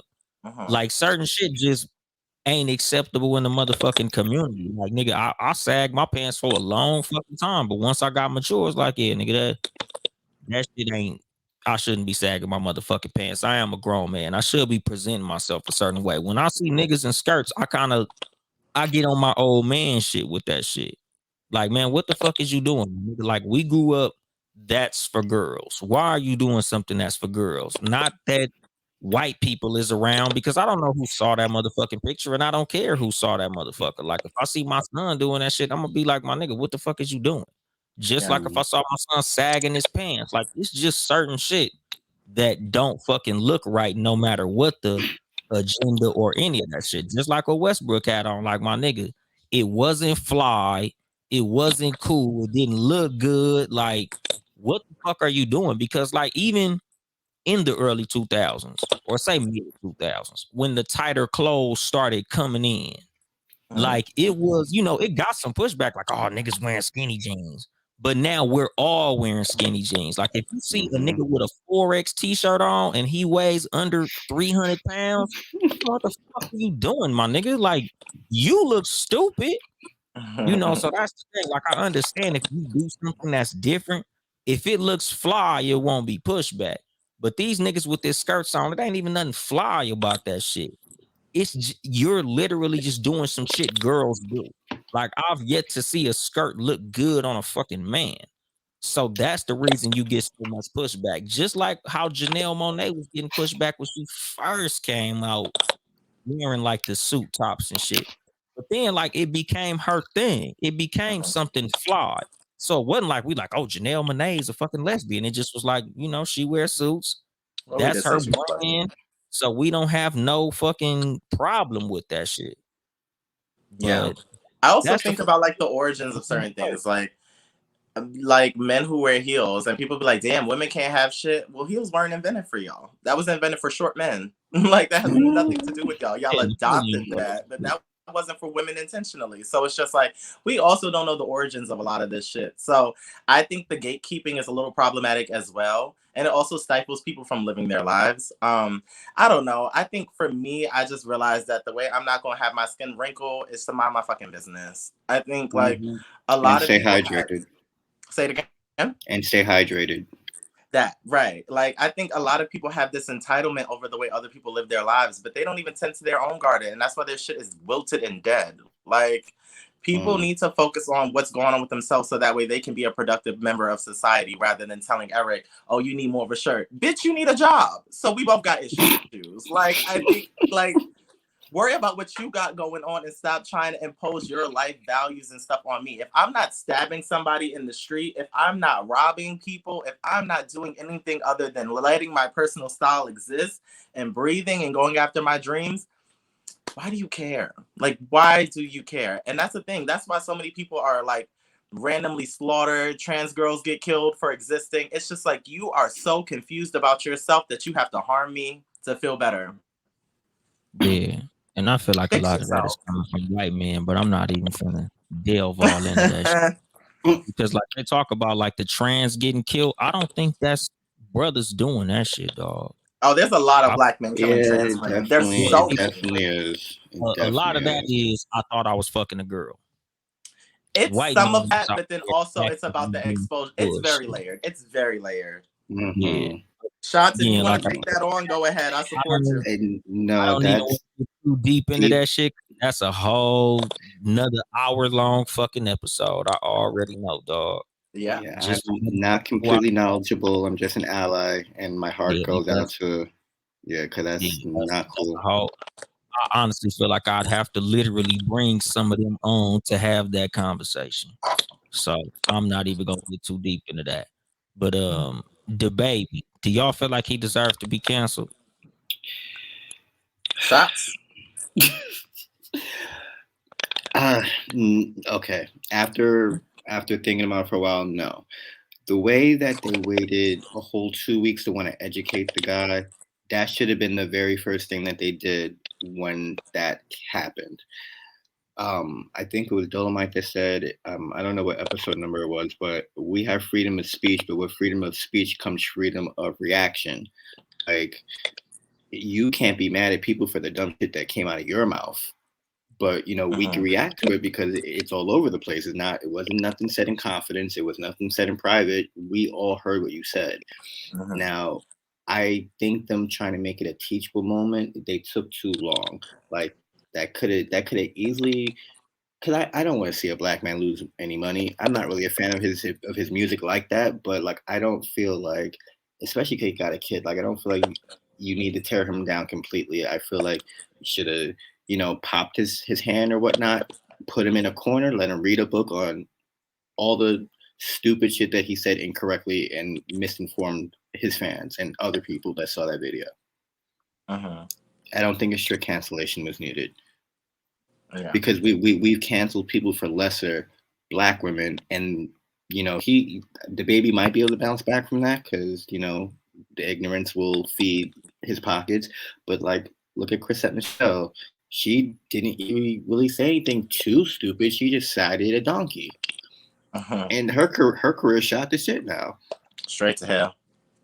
And I like Chrisette Michele too. I do too. She has good music. Y'all messed up on that one. Y'all don't even want to sing no more. Y'all done fucked up good music. Exactly.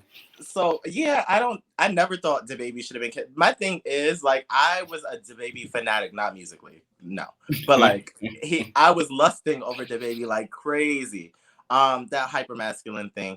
But I do think that an example needed to be made. It sucks that it was at a black man's expense, but you just cannot go around saying anything. And I do understand that right now we live in like the gold medal era where everyone wants a participation award and everyone wants to be number one and all this.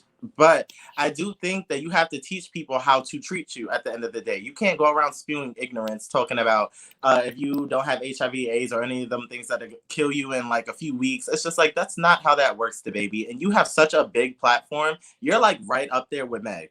And Meg is a superstar at this point. So for you to have this level of stardom and be as ignorant as you are, pushing that ignorance onto other impressionable people, you're problematic. So if your pockets have to get hit, I just hope that you learn your lesson. I'm glad he's bouncing back because I do like to see a black man doing well. I know he's providing for his family, but anyone who says that he shouldn't have had repercussions for what he said is a dick rider. So that's what that is. Yeah. Yeah, because like for me, that's how I felt. Like niggas gonna see about you for this shit. Like I felt what he was saying, but it was ignorant as a motherfucker. And that was the thing, like, my nigga, like, I understand you just speaking from the heart, but it's just certain shit that you might have should have did a rehearsal before you said that shit. Like, you might have talked to somebody before you said that shit out loud. Cause they gonna get on your ass about that shit. That was some ignorant ass shit. You know, and it was unprovoked. Right. Exactly. I was gonna say the straights might not feel this way, but I know I've seen and heard a lot of people in our culture say it, but it sounded really personal. Like, you got your dick sucked the wrong way in that parking lot and you just wanted to take it out on the whole world. It was just so random because he's never really done anything like that before. Damn, so you saying he sounded like a booty goon? Damn. That's crazy. That was your word choice. I don't think me or Shotts was gonna use that terminology. Yeah, booty goon is so far out of my depth. Yeah, right. I've never used that. Gay people have certain vernacular, but that is not one of them. Booty goon ain't one of what? Okay, what do you call the gangster gay dudes then? A butt band? Right. Okay. Oh, booty goon. That definitely sounds like so. Oh my god. I don't know, nigga. Shit. We don't really talk about gangsta gay dudes. I ain't had no conversation with y'all niggas about that shit, but I don't know, niggas. You know what's so funny about the DaBaby though? Like, he do a lot of gay shit. Prior to those comments, he do a lot of gay shit. Like it's 2021. Men are a little bit more open with, showing their skincare and taking care of themselves and stuff like that, manicures and pedicures. But outside of DaBaby, I've not seen a straight man show off their feet so much in life. And Dolemite, we already discussed. We already discussed that there's a fetish. That's why I stopped doing socks of the day. That's literally what canceled socks of the day, nigga. When I start getting them DMs, I said, all right, nigga. I see what y'all niggas doing. Let me go ahead and gracefully bow out of this shit. I'm gonna leave this to y'all's community, cause see, like, you know, that might be too much to say that he's gay adjacent or DL or whatever, but there's a lot of people within this industry that know the fan base, know the sub fan base, and is gonna do stuff to keep the fans happy.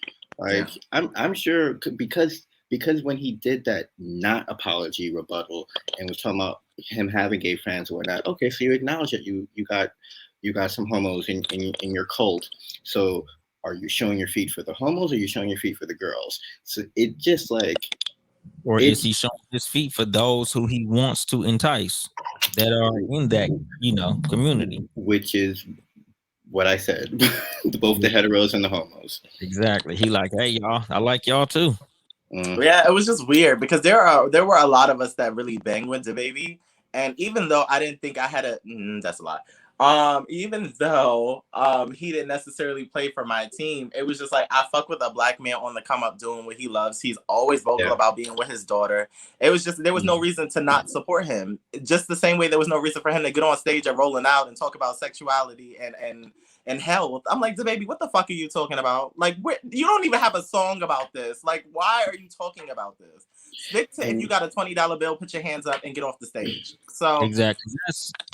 I know we're gonna touch on Boosie, but I think that's why like we just roll our eyes and keep it moving with Boosie because we know what the rhetoric is gonna give at all times. DaBaby didn't do nothing like that, so it was unprovoked nature. Yeah, exactly. It was off brand, and that's my whole thing with Russell Westbrook and a lot of this shit. Like, this ain't even your fucking brand. Like, you're going out of your way to do some bullshit, and that's a lot of the shit that I fucking call out. But thank you for bringing us to that. Lil Boosie, Eric Devonte, please don't hold back. How you feel about Lil Boosie? I don't have all the phrasing. I mean, like, I don't have all the phrasing. I do not like him. I do not.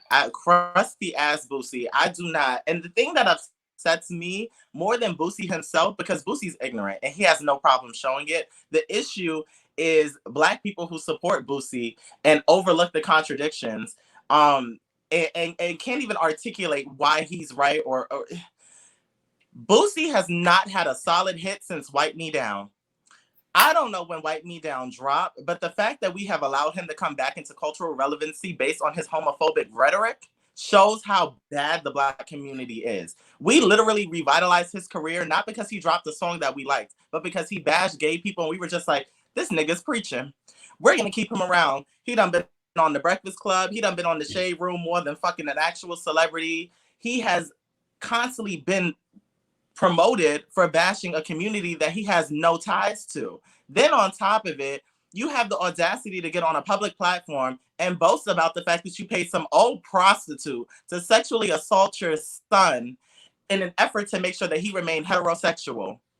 Nobody sees anything wrong with molestation and rape, but the gay people are the issue here. Lil Nas X is the burden here because he's riding down to hell, metaphorically twerking on Satan that none of us are supposed to meet until we actually die. But Boosie's telling y'all in real time that he has had his son molested to ensure that he keeps him straight.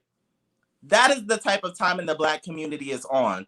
And I'm sick of it. I'm sick of him being on these public platforms. The fact that he was on The Breakfast Club and they brought Flame Monroe's pick me bad wig wearing ass to tell him about why.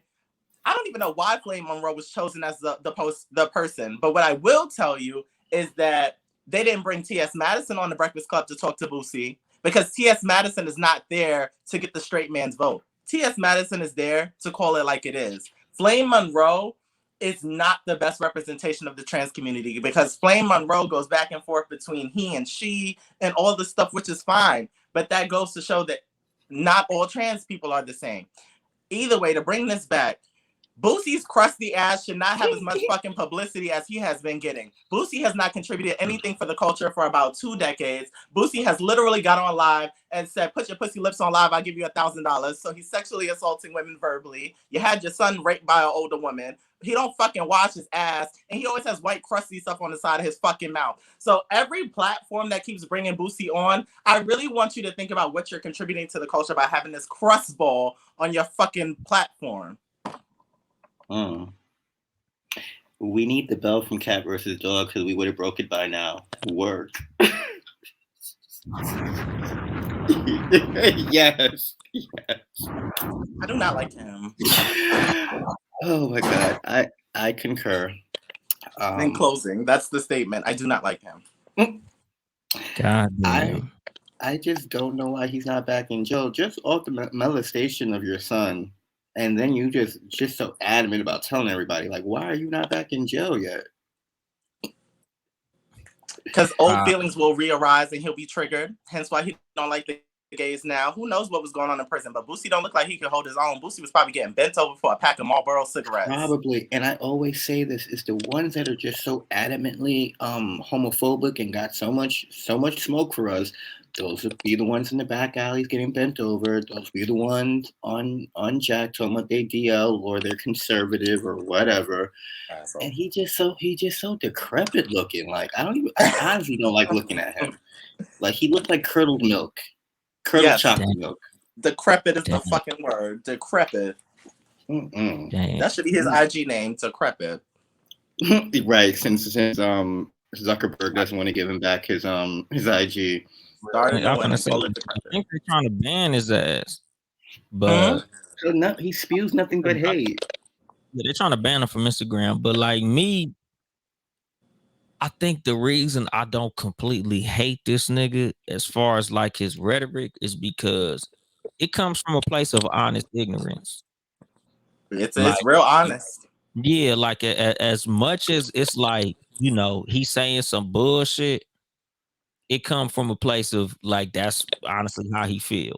And I feel strongly that people should be able to express themselves from how they feel. The same as like Lil Nas X though, just like how you said, they keep giving this nigga a platform. That's how I feel about Lil Nas X. Like y'all said, this nigga ain't got no hits, yet he's on the Breakfast Club. That's how I feel about Lil Nas X. You ain't got no fucking hits, but you on the Grammys, every award show, they make sure to put this nigga here. That's how I feel about Billy Porter. But Lil Nas X does. And Billy Porter was just a part of a show that won 3 Emmys. The accolades do not add up. Lil Nas X, Old Town Road broke a record. I think he passed Mariah Carey's record. And you know that means something. And then on top of it, Billy Porter post took home three Emmys. Then on top of it, he's the fairy godmother in Cinderella. They're both working men. I think Billy Porter's an EGOT too. Boosie's not doing anything other than being brought back to relevance because he keeps bashing a community that he has no part of. That's literally his brand at this point, bashing the gays. Boosie still ain't dropping no music and probably has no intention to drop music. Boosie don't act. Boosie don't do shit but spew gay, anti-gay rhetoric. So it's not the same. Lil Nas X, and him celebrating his homosexuality and embracing who he is, he's not telling you fuck the straights. He's not saying straight niggas are bums. He's not saying you need to be gay. Lil Nas X is literally sharing his experience through art. However he interprets that, that is it. Billy Porter is expressing himself through art and his fashion. Boosie is getting paid to bash the gays religiously. Like, that is what his brand has become. We're talking about brands for Russell Westbrook. Boosie's brand is now the anti-gay man. That's why, like, when Shotts said, when Boosie speaks, we automatically roll our eyes because we know what he's talking about. We know. Yeah. Even though Dr. Umar Johnson, you know what he gives every time he talks. Kevin Samuels, you know what he gives every time he talks. That is the brand. Boosie has become one of those guys. He's the anti-gay guy. Did you see his Breakfast Club interview? Of course I did. Tell y'all to watch the whole thing in its entirety. Some of the shit I kind of agree with, a lot of the shit I kind of didn't. I was like 50-50 on a lot of that interview. Because like he was talking about when he said he wanted to beat Lil Nas X up, and I get where he was coming from. Like, nigga, if you want to hop on that stage butt ass naked Because remember, like I told y'all, with the same shit I said, if I see a woman, like if I see Cardi B pull her titties out on some shit my kids is watching, I'm gonna be mad at her. Like I don't want to see no adult sexual organs on no TV that my kids is watching. I don't give a fuck, man or woman. Like I'll be tripping too. Dolemite, he told a woman to put her pussy lips on live, a public platform, for $1,000. And you're talking about if Lil Nas X gets on stage naked? What are we talking about? And then it's the violence behind the hate. Like Dolemite, you, especially when it's cat versus dog, you say some ignorant ass shit, but it's no hate behind it. There's no hate behind it. It's just it's an adult show. Like, because my kids always ask me, like, y'all see I got these fucking Too Much Game t-shirts on and shit. And my daughter was asking me, like, Daddy, do you got something for kids? I'm like, Brownie, it's not a kid show. Like, I could have made t-shirts of Too Much Game for children, but why would I do that? This ain't no kid show. Yeah, because like, they listen for what? You would gag if they say, good evening, motherfuckers and motherfuckers. And motherfuckers. Like, nigga, it ain't nothing kid about what the fuck I do. So, no, I'm not doing shit for kids. Like, I'm not putting out kid t-shirts. Like, no, I have children. But, like, even with my kids, like, my kids, they're mine. So, like, I don't mind my kids listening to Too Much Game because that's their motherfucking daddy. But like, I wouldn't want nobody to say, "Oh, me and my fucking 4-year-old daughter listening to Too Much Game all day." Like, nigga, why the fuck you got the little girl listening to this shit, nigga? Like, I can talk to my kids and break down the differences of what the fuck I'm saying. This is what you should hear. This is what the fuck I don't want y'all listening to. But like, I don't want everybody kids listening to my fucking show because I be cussing like a motherfucker. Like, I wouldn't want my kids listening to this shit, even though they do, because they my kids. So my son, he be wanting to be supportive. So sometimes I go in the fucking room, my damn son, watching my goddamn show. I'm like, Deuce, what the fuck you doing, my nigga? But it is what it is. That's my son. So of course he gonna look up. My kids want to hear my show. But as far as Lil Boosie, like that nigga's not geared toward kids. I don't think I don't know. He can't control it. But when he said put your pussy lips on live, I was hoping he don't think it's gonna be kids in his live when the bitch put her pussy on that motherfucker. But he an ignorant motherfucker. The same way you talked about the kids watching stuff on YouTube or any of these platforms on these devices. Okay, your kids may not be on Instagram, which I advise not to have your kids on social media to maybe about 17, 18. That's a whole nother story. But who's to say someone else's kids wasn't online when this nigga said that?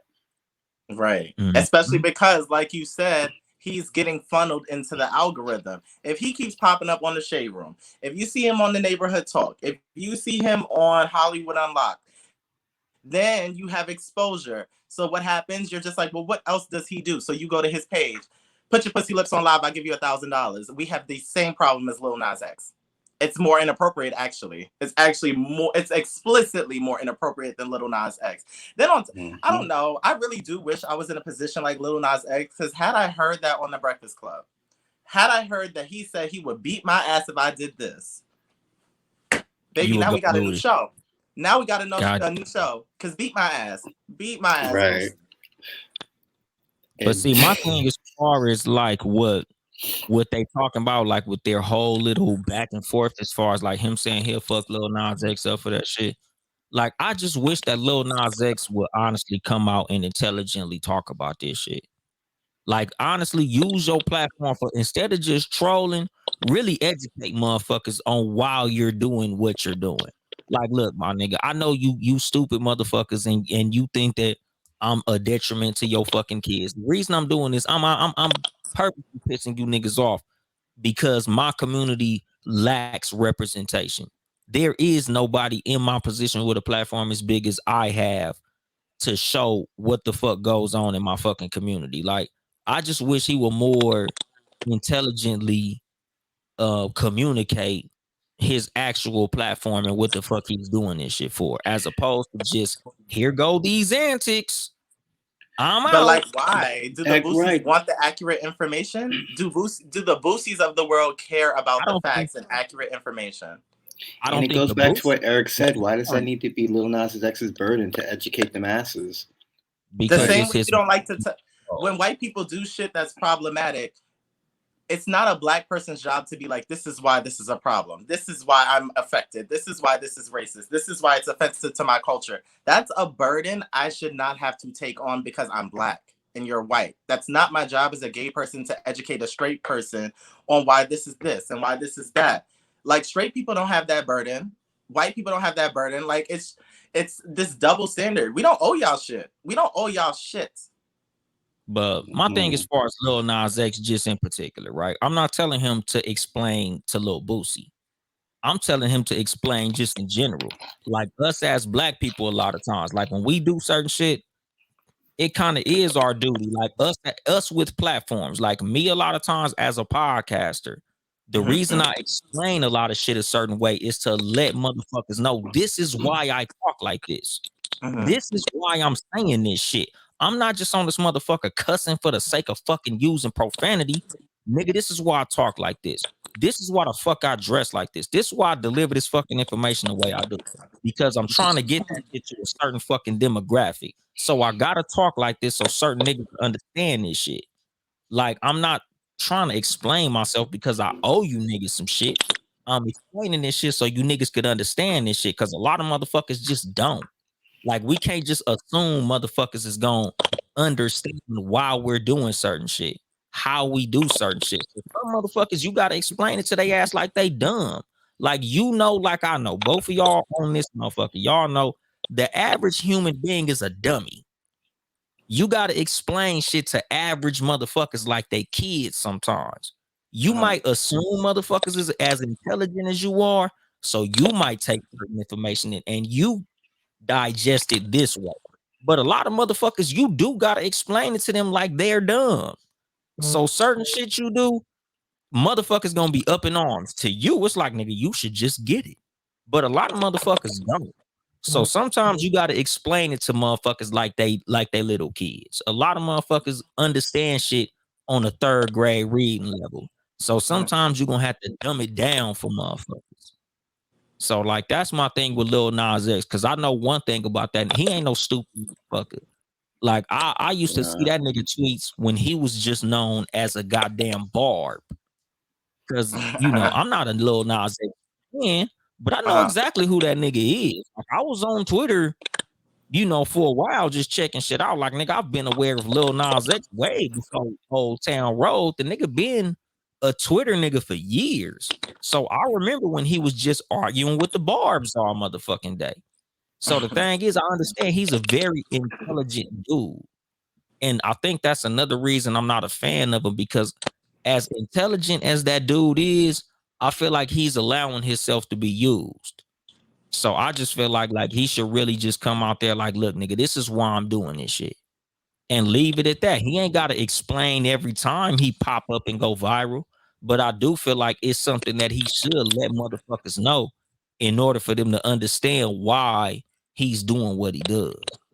He has explained some things though, and I think you do raise a valid point.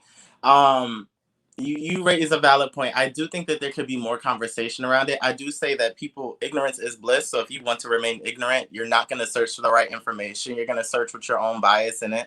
But he has had conversations in the past when he spoke about like why the video is him going to hell and all this stuff. And he speaks about his whole life being told that gay people are going to hell and things of that sort. But I think after a while, when you have people that are so hell bent on not understanding you, it's like, well, I'm not going to keep explaining this. I'm not. It's creating a cycle. It's exhausting. You get what you get. You're clearly going to keep watching because you hate me so much, but you're glued. I just think that after a while, you just start to feel like this is a burden. It's pointless. I'm not getting anywhere. People are still bashing me. He could sit down with Boosie tomorrow and explain everything. And I guarantee you, if he does something else, Boosie's still going to get on an ignorant, homophobic rant. It's just like, well, why do I keep doing this then? Like, for and what? He's probably just satisfied with the people that do get it. Because when we started this topic, Eric broke down all the metaphors of that video and very easily. And, you know, when I first saw it, I got it too. I don't know that's because I'm gay or because I'm a visual artist, but I got all those cues. It didn't need to be elaborated to me too much. You know, you could be tired of continuously explaining yourself. And then you could also get tired of defending yourself, especially as an artist. Like, this is my shit. I don't gotta tell you nothing. Right. You either gotta buy it or you don't. And Yeah, but the little bit of explanation that he does do, I think is adequate because, like Eric said, you're gonna hate me still. So regardless of how much I can elaborate and break this down for your low attention span, at the end of the day, it kind of starts to feel like you're just wasting your own time when you could just be making this money.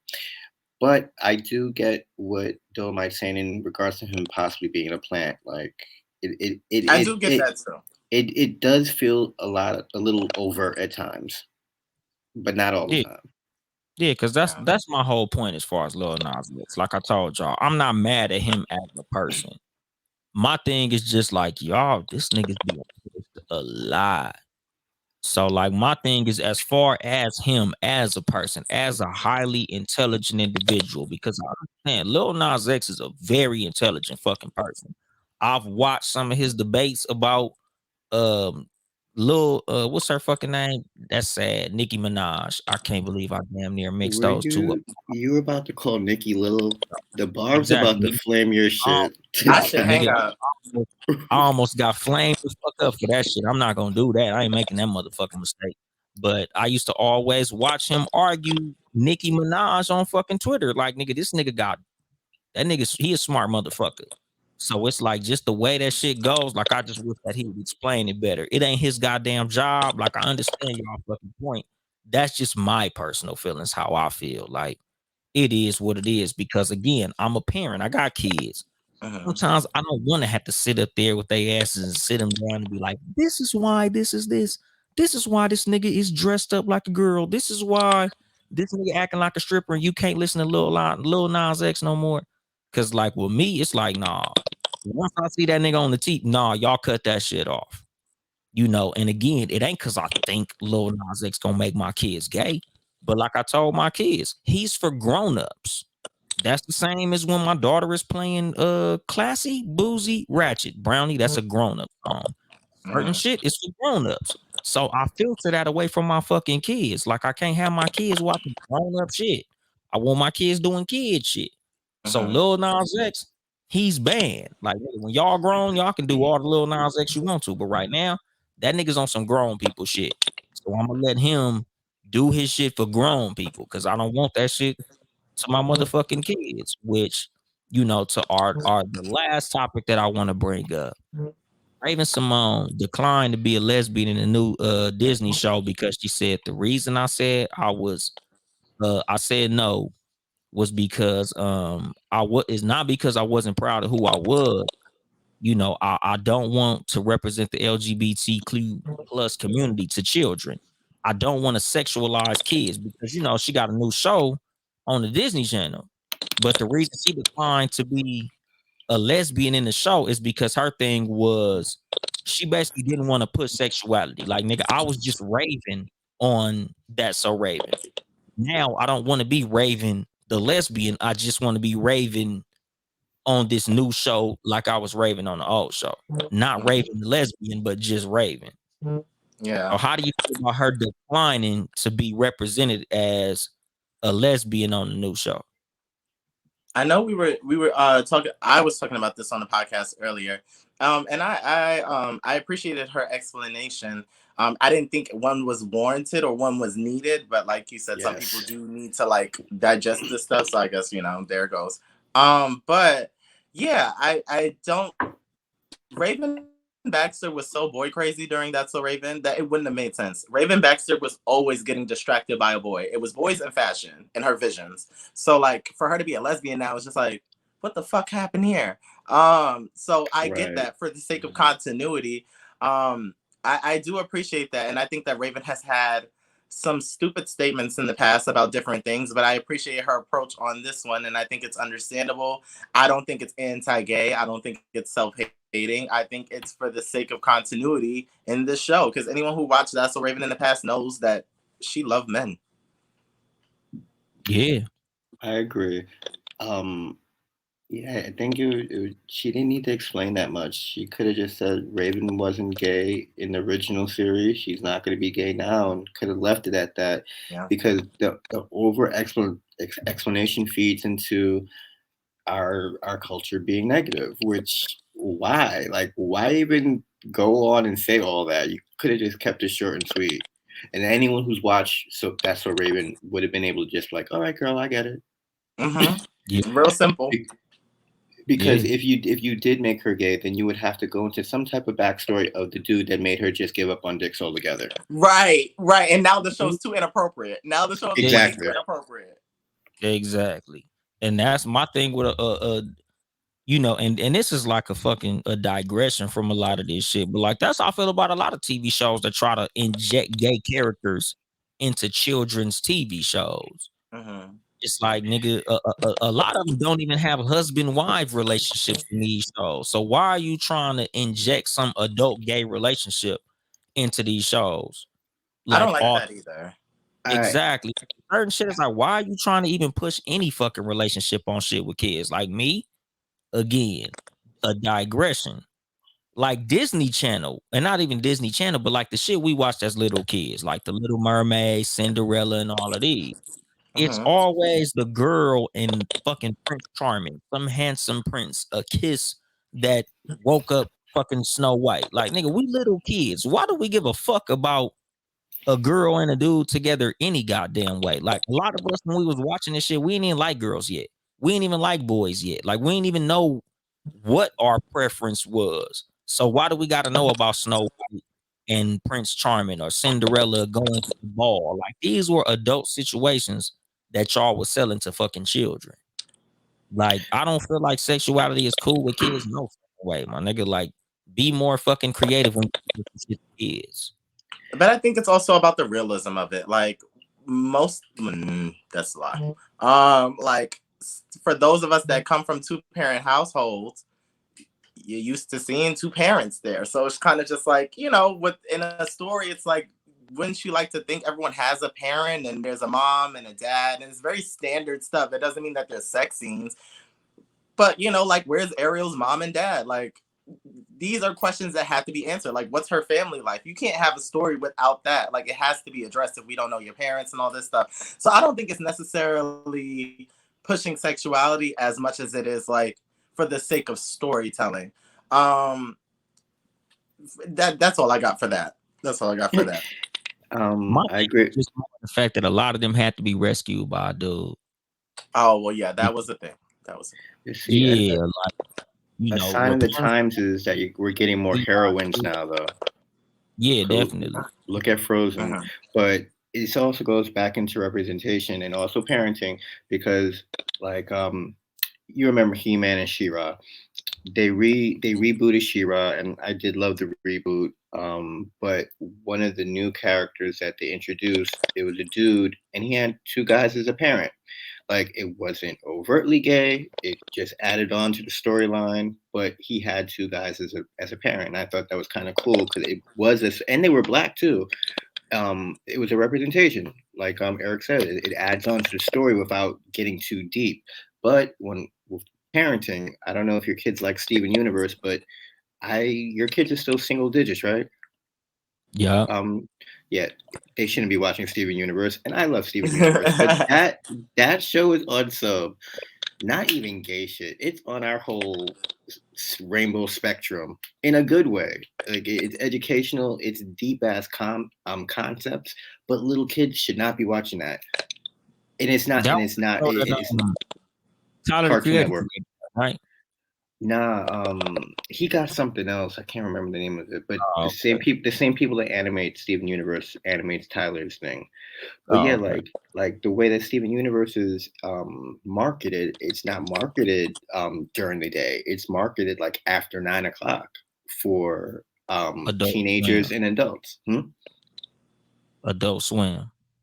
It's just, I think it's a little, it's a little, because Adult Swim, it has more violence and real sexuality, but you know, Steven Universe was on some kiddie shit. Like, they didn't overtly say people were gay or lesbians, but you had the gems merging into each other to make a whole nother being altogether. Like, just the depth of that concept is super gay. Kids wouldn't be able to wrap their minds around that, but they're only going to get into the colorful characters and all the dazzling things happening on the TV. Yeah, I don't I do not like when shows do that, randomly throw a gay person into it, because I feel like the LGBTQIA community gets the backlash of that. Like, oh my God, why do the alphabet people have to always this and that?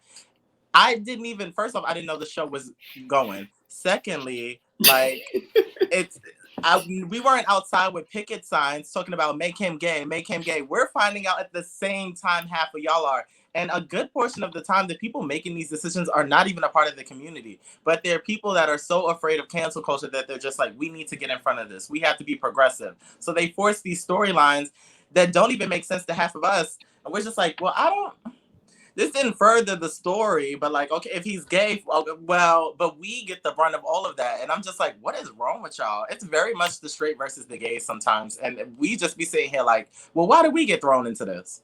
Right. Yeah, so basically they tokenize gay like they used to tokenize black in the 90s. Mm-hmm. That one black person on Friends, now you got one gay person. Oh, nigga, into a TV show. Like, nigga, this shit don't even go with the story. What the fuck is this nigga even doing in this show? Like, I get no black person would live here. But yeah, like I was telling my homeboy, like, dog, ain't no niggas in certain towns. Like, there's white people who literally don't encounter niggas at all. So we don't need to put niggas in Frozen. Like, there's some places just wasn't no niggas there. So don't just throw niggas in just to throw them in. Like, that's how I feel about gay people. Like, you ain't gotta throw gay niggas in every show. Like, I've went years without encountering gay people, other than the certain gay motherfuckers who I knew. So you ain't gotta throw a gay nigga in every fucking show. If it don't fit the story, put the shit in the fucking story. You ain't gotta pry them in to every fucking TV show. Like, nigga, what you gonna do? You gonna pry somebody in a wheelchair in every show? You gonna put an albino in every TV show? But I mean, they are moving towards that though. Yeah, I'm seeing motherfuckers of every group just thrown into every show. To me, that's some weird shit. Like, there's not albinos everywhere, so why does there have to be an albino character in every show? This representation thing is a catch-22 because we do want people to be represented. Like you mentioned, wheelchairs. I have a little sister that has cerebral palsy. She's a wheelchair user. I just got educated not to say wheelchair bound just the other day, but she's been in a wheelchair for a bunch of years. And me being a photographer and going to like Fashion Week stuff and seeing actual shows where these people are in wheelchairs and killing it. Like, I had to call my sister on FaceTime, like, Key, look, and it amped her up and inspired her. Like, you need these things to be implemented, not so overtly, like little by little, which they're not really doing. They're just throwing at us. But everybody in the world needs to be seen and know that there's some type of value, that they hold some type of value that they could give back to the world. And for a long time, it hasn't been that way. So I think because it hasn't been that way for so long, that's why it feels like it's just oversaturation, because we didn't have any of this before. Yeah, the first notable thing we had was like Will and Grace. But like, imagine that all them shows before Will and Grace, and this is the first time we have an openly gay character. That's wild. That is wild. Like, that's a lot of years of TV with no gay representation. So is it really that bad that now we get some gay characters? Y'all had how many decades without us, knowing damn well we were here? Right. That's crazy. So I do think that there should be balance. I don't think every character or every show needs a gay person, but I do think they need to be sprinkled in. Definitely. But see, that's the thing. Just don't force that shit. Like, everybody deserves to be represented. You just don't gotta pry motherfuckers in to where it fucks the whole story up. Like, as long as it's indicative of a good story, I'm down for it. Just don't insult my intelligence. Right. Exactly. That's my whole thing. Like, you ain't gotta don't make it appear forced. Like, it can be, you can push them in there however the fuck you want to push them in there, but you ain't gotta force that shit in there. Like, damn. Back to the innuendo. Shotts is so immature. Back to the fucking innuendo, dog. I promise I am not. And I was telling and then you kept going. I was telling the super producer, I said, dog, it's gonna be funny on accident. There's gonna be that no matter how you slice it, it's gonna be funny, dog. And this is exactly why I chose not to drink. I would have been far worse. I agree. Yeah, I got a little something in this motherfucker. But like, yeah, nigga, like, you know, anything could be done if you do it right. Just like with wheelchairs, just like with fucking albinos. I feel like albinos are underrepresented. I got a homeboy that's a fucking albino. He ain't got no fucking superhero to look up to. He should.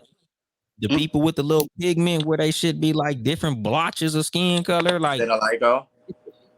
yeah, it's a million groups that could use some fucking representation, but at the same time, you don't gotta fucking squeeze that shit in that fucking every episode. Like, nigga, you can give them their own shit. You know, like we have the logo channel, we have BET, which I got my own personal feelings about because I feel like we should have been had a black educational television network I don't or think a we got black logo anymore. news Oh, is this network. logo gone? Yeah, I think logo's been gone for years. Oh shit. Damn. That's fucked. Because logo is where Noah's Ark used to come on. There used to be another one. What is it? Two gays and a girl. RuPaul was on logo at a point. Yeah, but RuPaul's just on VH1 now, right? Now it's on Paramount Plus. It's on a few things. Well, I mean, it's Viacom at the end of the day. Yeah. The cool thing is y'all know where to find y'all shit at. And I don't have no problem with that. Like, even it don't matter what channel you put that shit on. I'm just saying, like, everybody should have their own fucking thing. But like, we just shouldn't be trying to force everything on everybody. Like, just like with fucking Lil Boosie, my nigga. If you don't like gay motherfuckers, nigga, just go be over there where gay people ain't at, my nigga. Like, you shouldn't go out of your way to talk about motherfuckers you don't like. Like, nigga, you show your level of don't give a fuck about what you pay your attention to. I say that shit all because Boosie's one of the girls. Boosie's manager is gay. But that's what I'm saying. Like, nigga, it's certain shit I don't give a fuck about. I just don't fucking speak on it, my nigga. Like, the reason I wanted to have you niggas on this show is because I don't want to do 6 episodes about Lil Nas X. I don't want to do 5 episodes about gay shit. Like, Mr. Shotts listens to my show all the fucking time. So he know whenever I speak about the LGBTQ plus community, I say how I feel and I move the fuck on. I don't got these drawn out episodes where I say what I like or don't like. It's just like, if this has something to do with y'all, I speak on it and I move the fuck on. I got homeboys in this community. So I'm not gonna speak ill on y'all or say nothing negative that I wouldn't literally say to you niggas when I talk to you niggas, because I talk to y'all all the fucking time. So how I feel is how the fuck I feel, and I move the fuck on. That goes with every fucking thing. So like with a nigga like Lil Boosie or other people who have certain feelings about certain groups, it's like, my nigga. And Mr. Shotts know I say this shit all the time, dog. Homophobia is gay shit. 99% of the times, if you are a big homophobe and you just going out of your way to comment on these niggas, it's because either somebody fucked you, somebody touched your butt, you've been fucking molested, or something in that fucking area, my nigga. You don't just hate gay people because you hate gay people, my nigga. You hate gay people because something happened to you. So just address that shit. Don't go shitting on niggas that ain't got nothing to do with you. Speak on what the fuck affected you to make you feel this way about these people, because it's something, my nigga. You ain't just wake up and say, you know what, I just hate gay motherfuckers. Nah, nigga, something happened to you to make you feel that way. So address that shit, my nigga. Go to therapy or something, my nigga. Like, do a public therapy session. And sometimes it's inherited. Yeah. That too. You know, because some motherfuckers was, like I told y'all, I was raised like that. Nigga, I was raised on, if a nigga come at you sideways, knock they motherfucking ass out. But me personally, everybody who know me know, nigga, if I get some information that is, you know, good for me, I don't mind saying, okay, you know what? I was wrong. Let me go in the right fucking direction. But everybody ain't like that. So a lot of what I talk about on this motherfucking show is, nigga, be like that, my nigga, because you gonna come across some information that's contrary to what the fuck you was raised on, and it's gonna be something that can help you. So, nigga, just go with what helps. I agree. But, you know, that's my fucking thing, dog. And my nigga Black Widow, who just got in late, said homophobic dudes, in my experience, almost always gay. Exactly. A lot of times, what you pay the most attention to is the shit that is the biggest to you in your life. So if you super homophobe, you probably super homophobe. I just try to keep myself away from that because my mouth is too smart. I'd be the first one to be like, I know I'm cute. Get over yourself. I've already gotten over myself. Exactly. Like it was explained to me by my homeboy who basically opened my eyes to the whole experience of homosexuality. He was like, a lot of you niggas who are straight, who think that all the gay niggas are into you, it's the same as if you was a dude just assuming all the women were into you. Just because we like dudes don't mean we all want you. Get over yourself. You ain't that motherfucking sexy, my nigga. You cool, but you ain't so sexy that all the gay niggas are on you. So don't be uncomfortable around gay dudes because we don't all want you, just like all women don't want your ass. So now, that's word. You know, that's the reason I'm so comfortable around gay dudes. Nigga, I don't assume that every gay dude wants me. And like I tell my homeboys that are straight, that feel like there's something to me being cool with gay dudes. I tell them the reason I don't mind being around gay dudes is because the only way a gay dude is gonna fuck me is if I want to fuck a gay dude. That's the only way it's gonna happen, my nigga. Right. They're not gonna rape you. So it's like, nigga, I'm not like, oh damn, I can't kick it with no gay nigga because that nigga gonna have sex with me. Like, what the fuck you gonna if you get seduced by a gay dude, it's because you was gay. Period.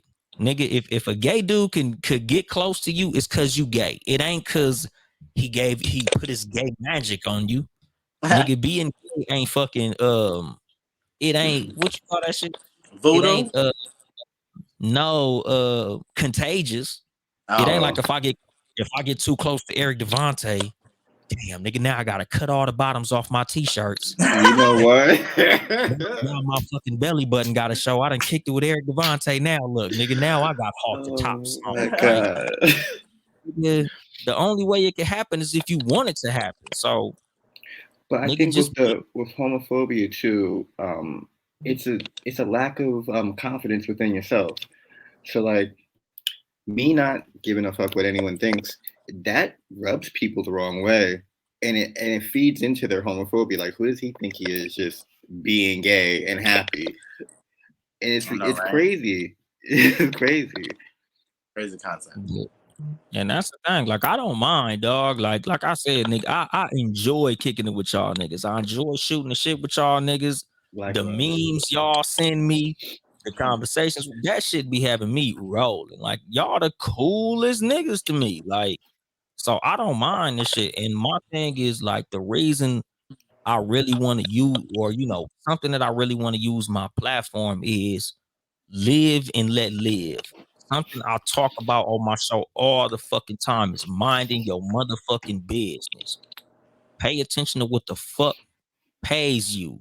Don't worry about what other motherfuckers is doing. That ain't none of your fucking business. Who they fuck is they business, not your fucking business. So having a strong opinion on what another motherfucker got going on is weak shit. So just do what the fuck helps you and you'll be better for that shit, my nigga. Let motherfuckers live their fucking life, and that's just what it is with me. But we done gone 2 hours and some fucking change. Right, So y'all, and your comment section was popping. You need to have the Rainbow Coalition on here more often. nigga, I'm telling you, nigga, shout out to what's your homegirl name? Sanaya Bamboo. Yeah. Cause she was blowing up the motherfucking comment section. Shout out to everybody who commented, everybody who was in the live, everybody who's gonna listen to this. My nigga Black Widow. That's another one of my homeboys on the other side of the fucking rainbow. But y'all shout out y'all side, shout out y'all social medias and everything y'all got cracking. Go ahead, Mr. Devonte, since you next to me on the screen, go ahead, shout your shit out, and then Mr. Shotts after that. Yes, keep up with me on IG at The World According to Eric, Facebook, Twitter, and YouTube at Eric Devonte. Oh, and also catch the Get Right radio show on the Good News radio station every Sunday from 10 a.m. to 12 p.m. Pacific Standard Time. Okay. You could catch me, Mr. Shotts, MR_SHOTTS on Instagram. Same name on Clubhouse, or you're on there. I barely talk. I listen a lot. You can check my artwork out. I'm working on a book of poems and illustrations, just getting a little stalled. And yeah, I'm open for commissions too. Check me out, but also check out the Too Much Game podcast. He'll get to it when this motherfucker wants to get to it, and hopefully, the cat versus dog comes back as well. Right. I miss you guys. We're doing our best, but yeah, y'all motherfuckers already know. If y'all here, follow me on Instagram at Uncle Dolemite or at Too Much Game Podcast, both Instagram and Twitter. YouTube, Too Much Game Podcast, or just Google the Too Much Game Podcast in general. All my shit'll pop up, my nigga. Y'all niggas go buy some merchandise at Too Much Game Podcast .store. Yeah, and I think I'm gonna get go in my mug when I get home. Music. Exactly. I gotta start my music to get into the official shit. So here we go right here. If you would like to support us financially, it's patreon.com/townhouse media, town eat house media. Support all the Townhouse Media podcasts. Sport for You podcast, Tuesday evening, 6 p.m. Pacific time. Mark, John Watson, and motherfucking Nick Freeze. No Rules podcast, Wednesday evenings, 5 p.m. Pacific time.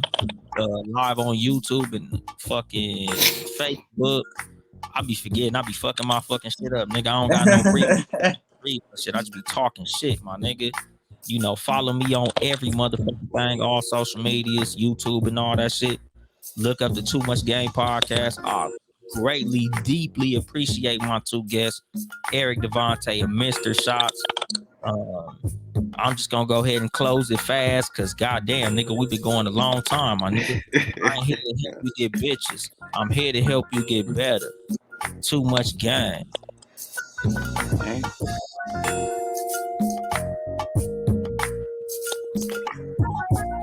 All right, there we go. The broadcast is over. God damn. Let me see. 2 hours and 15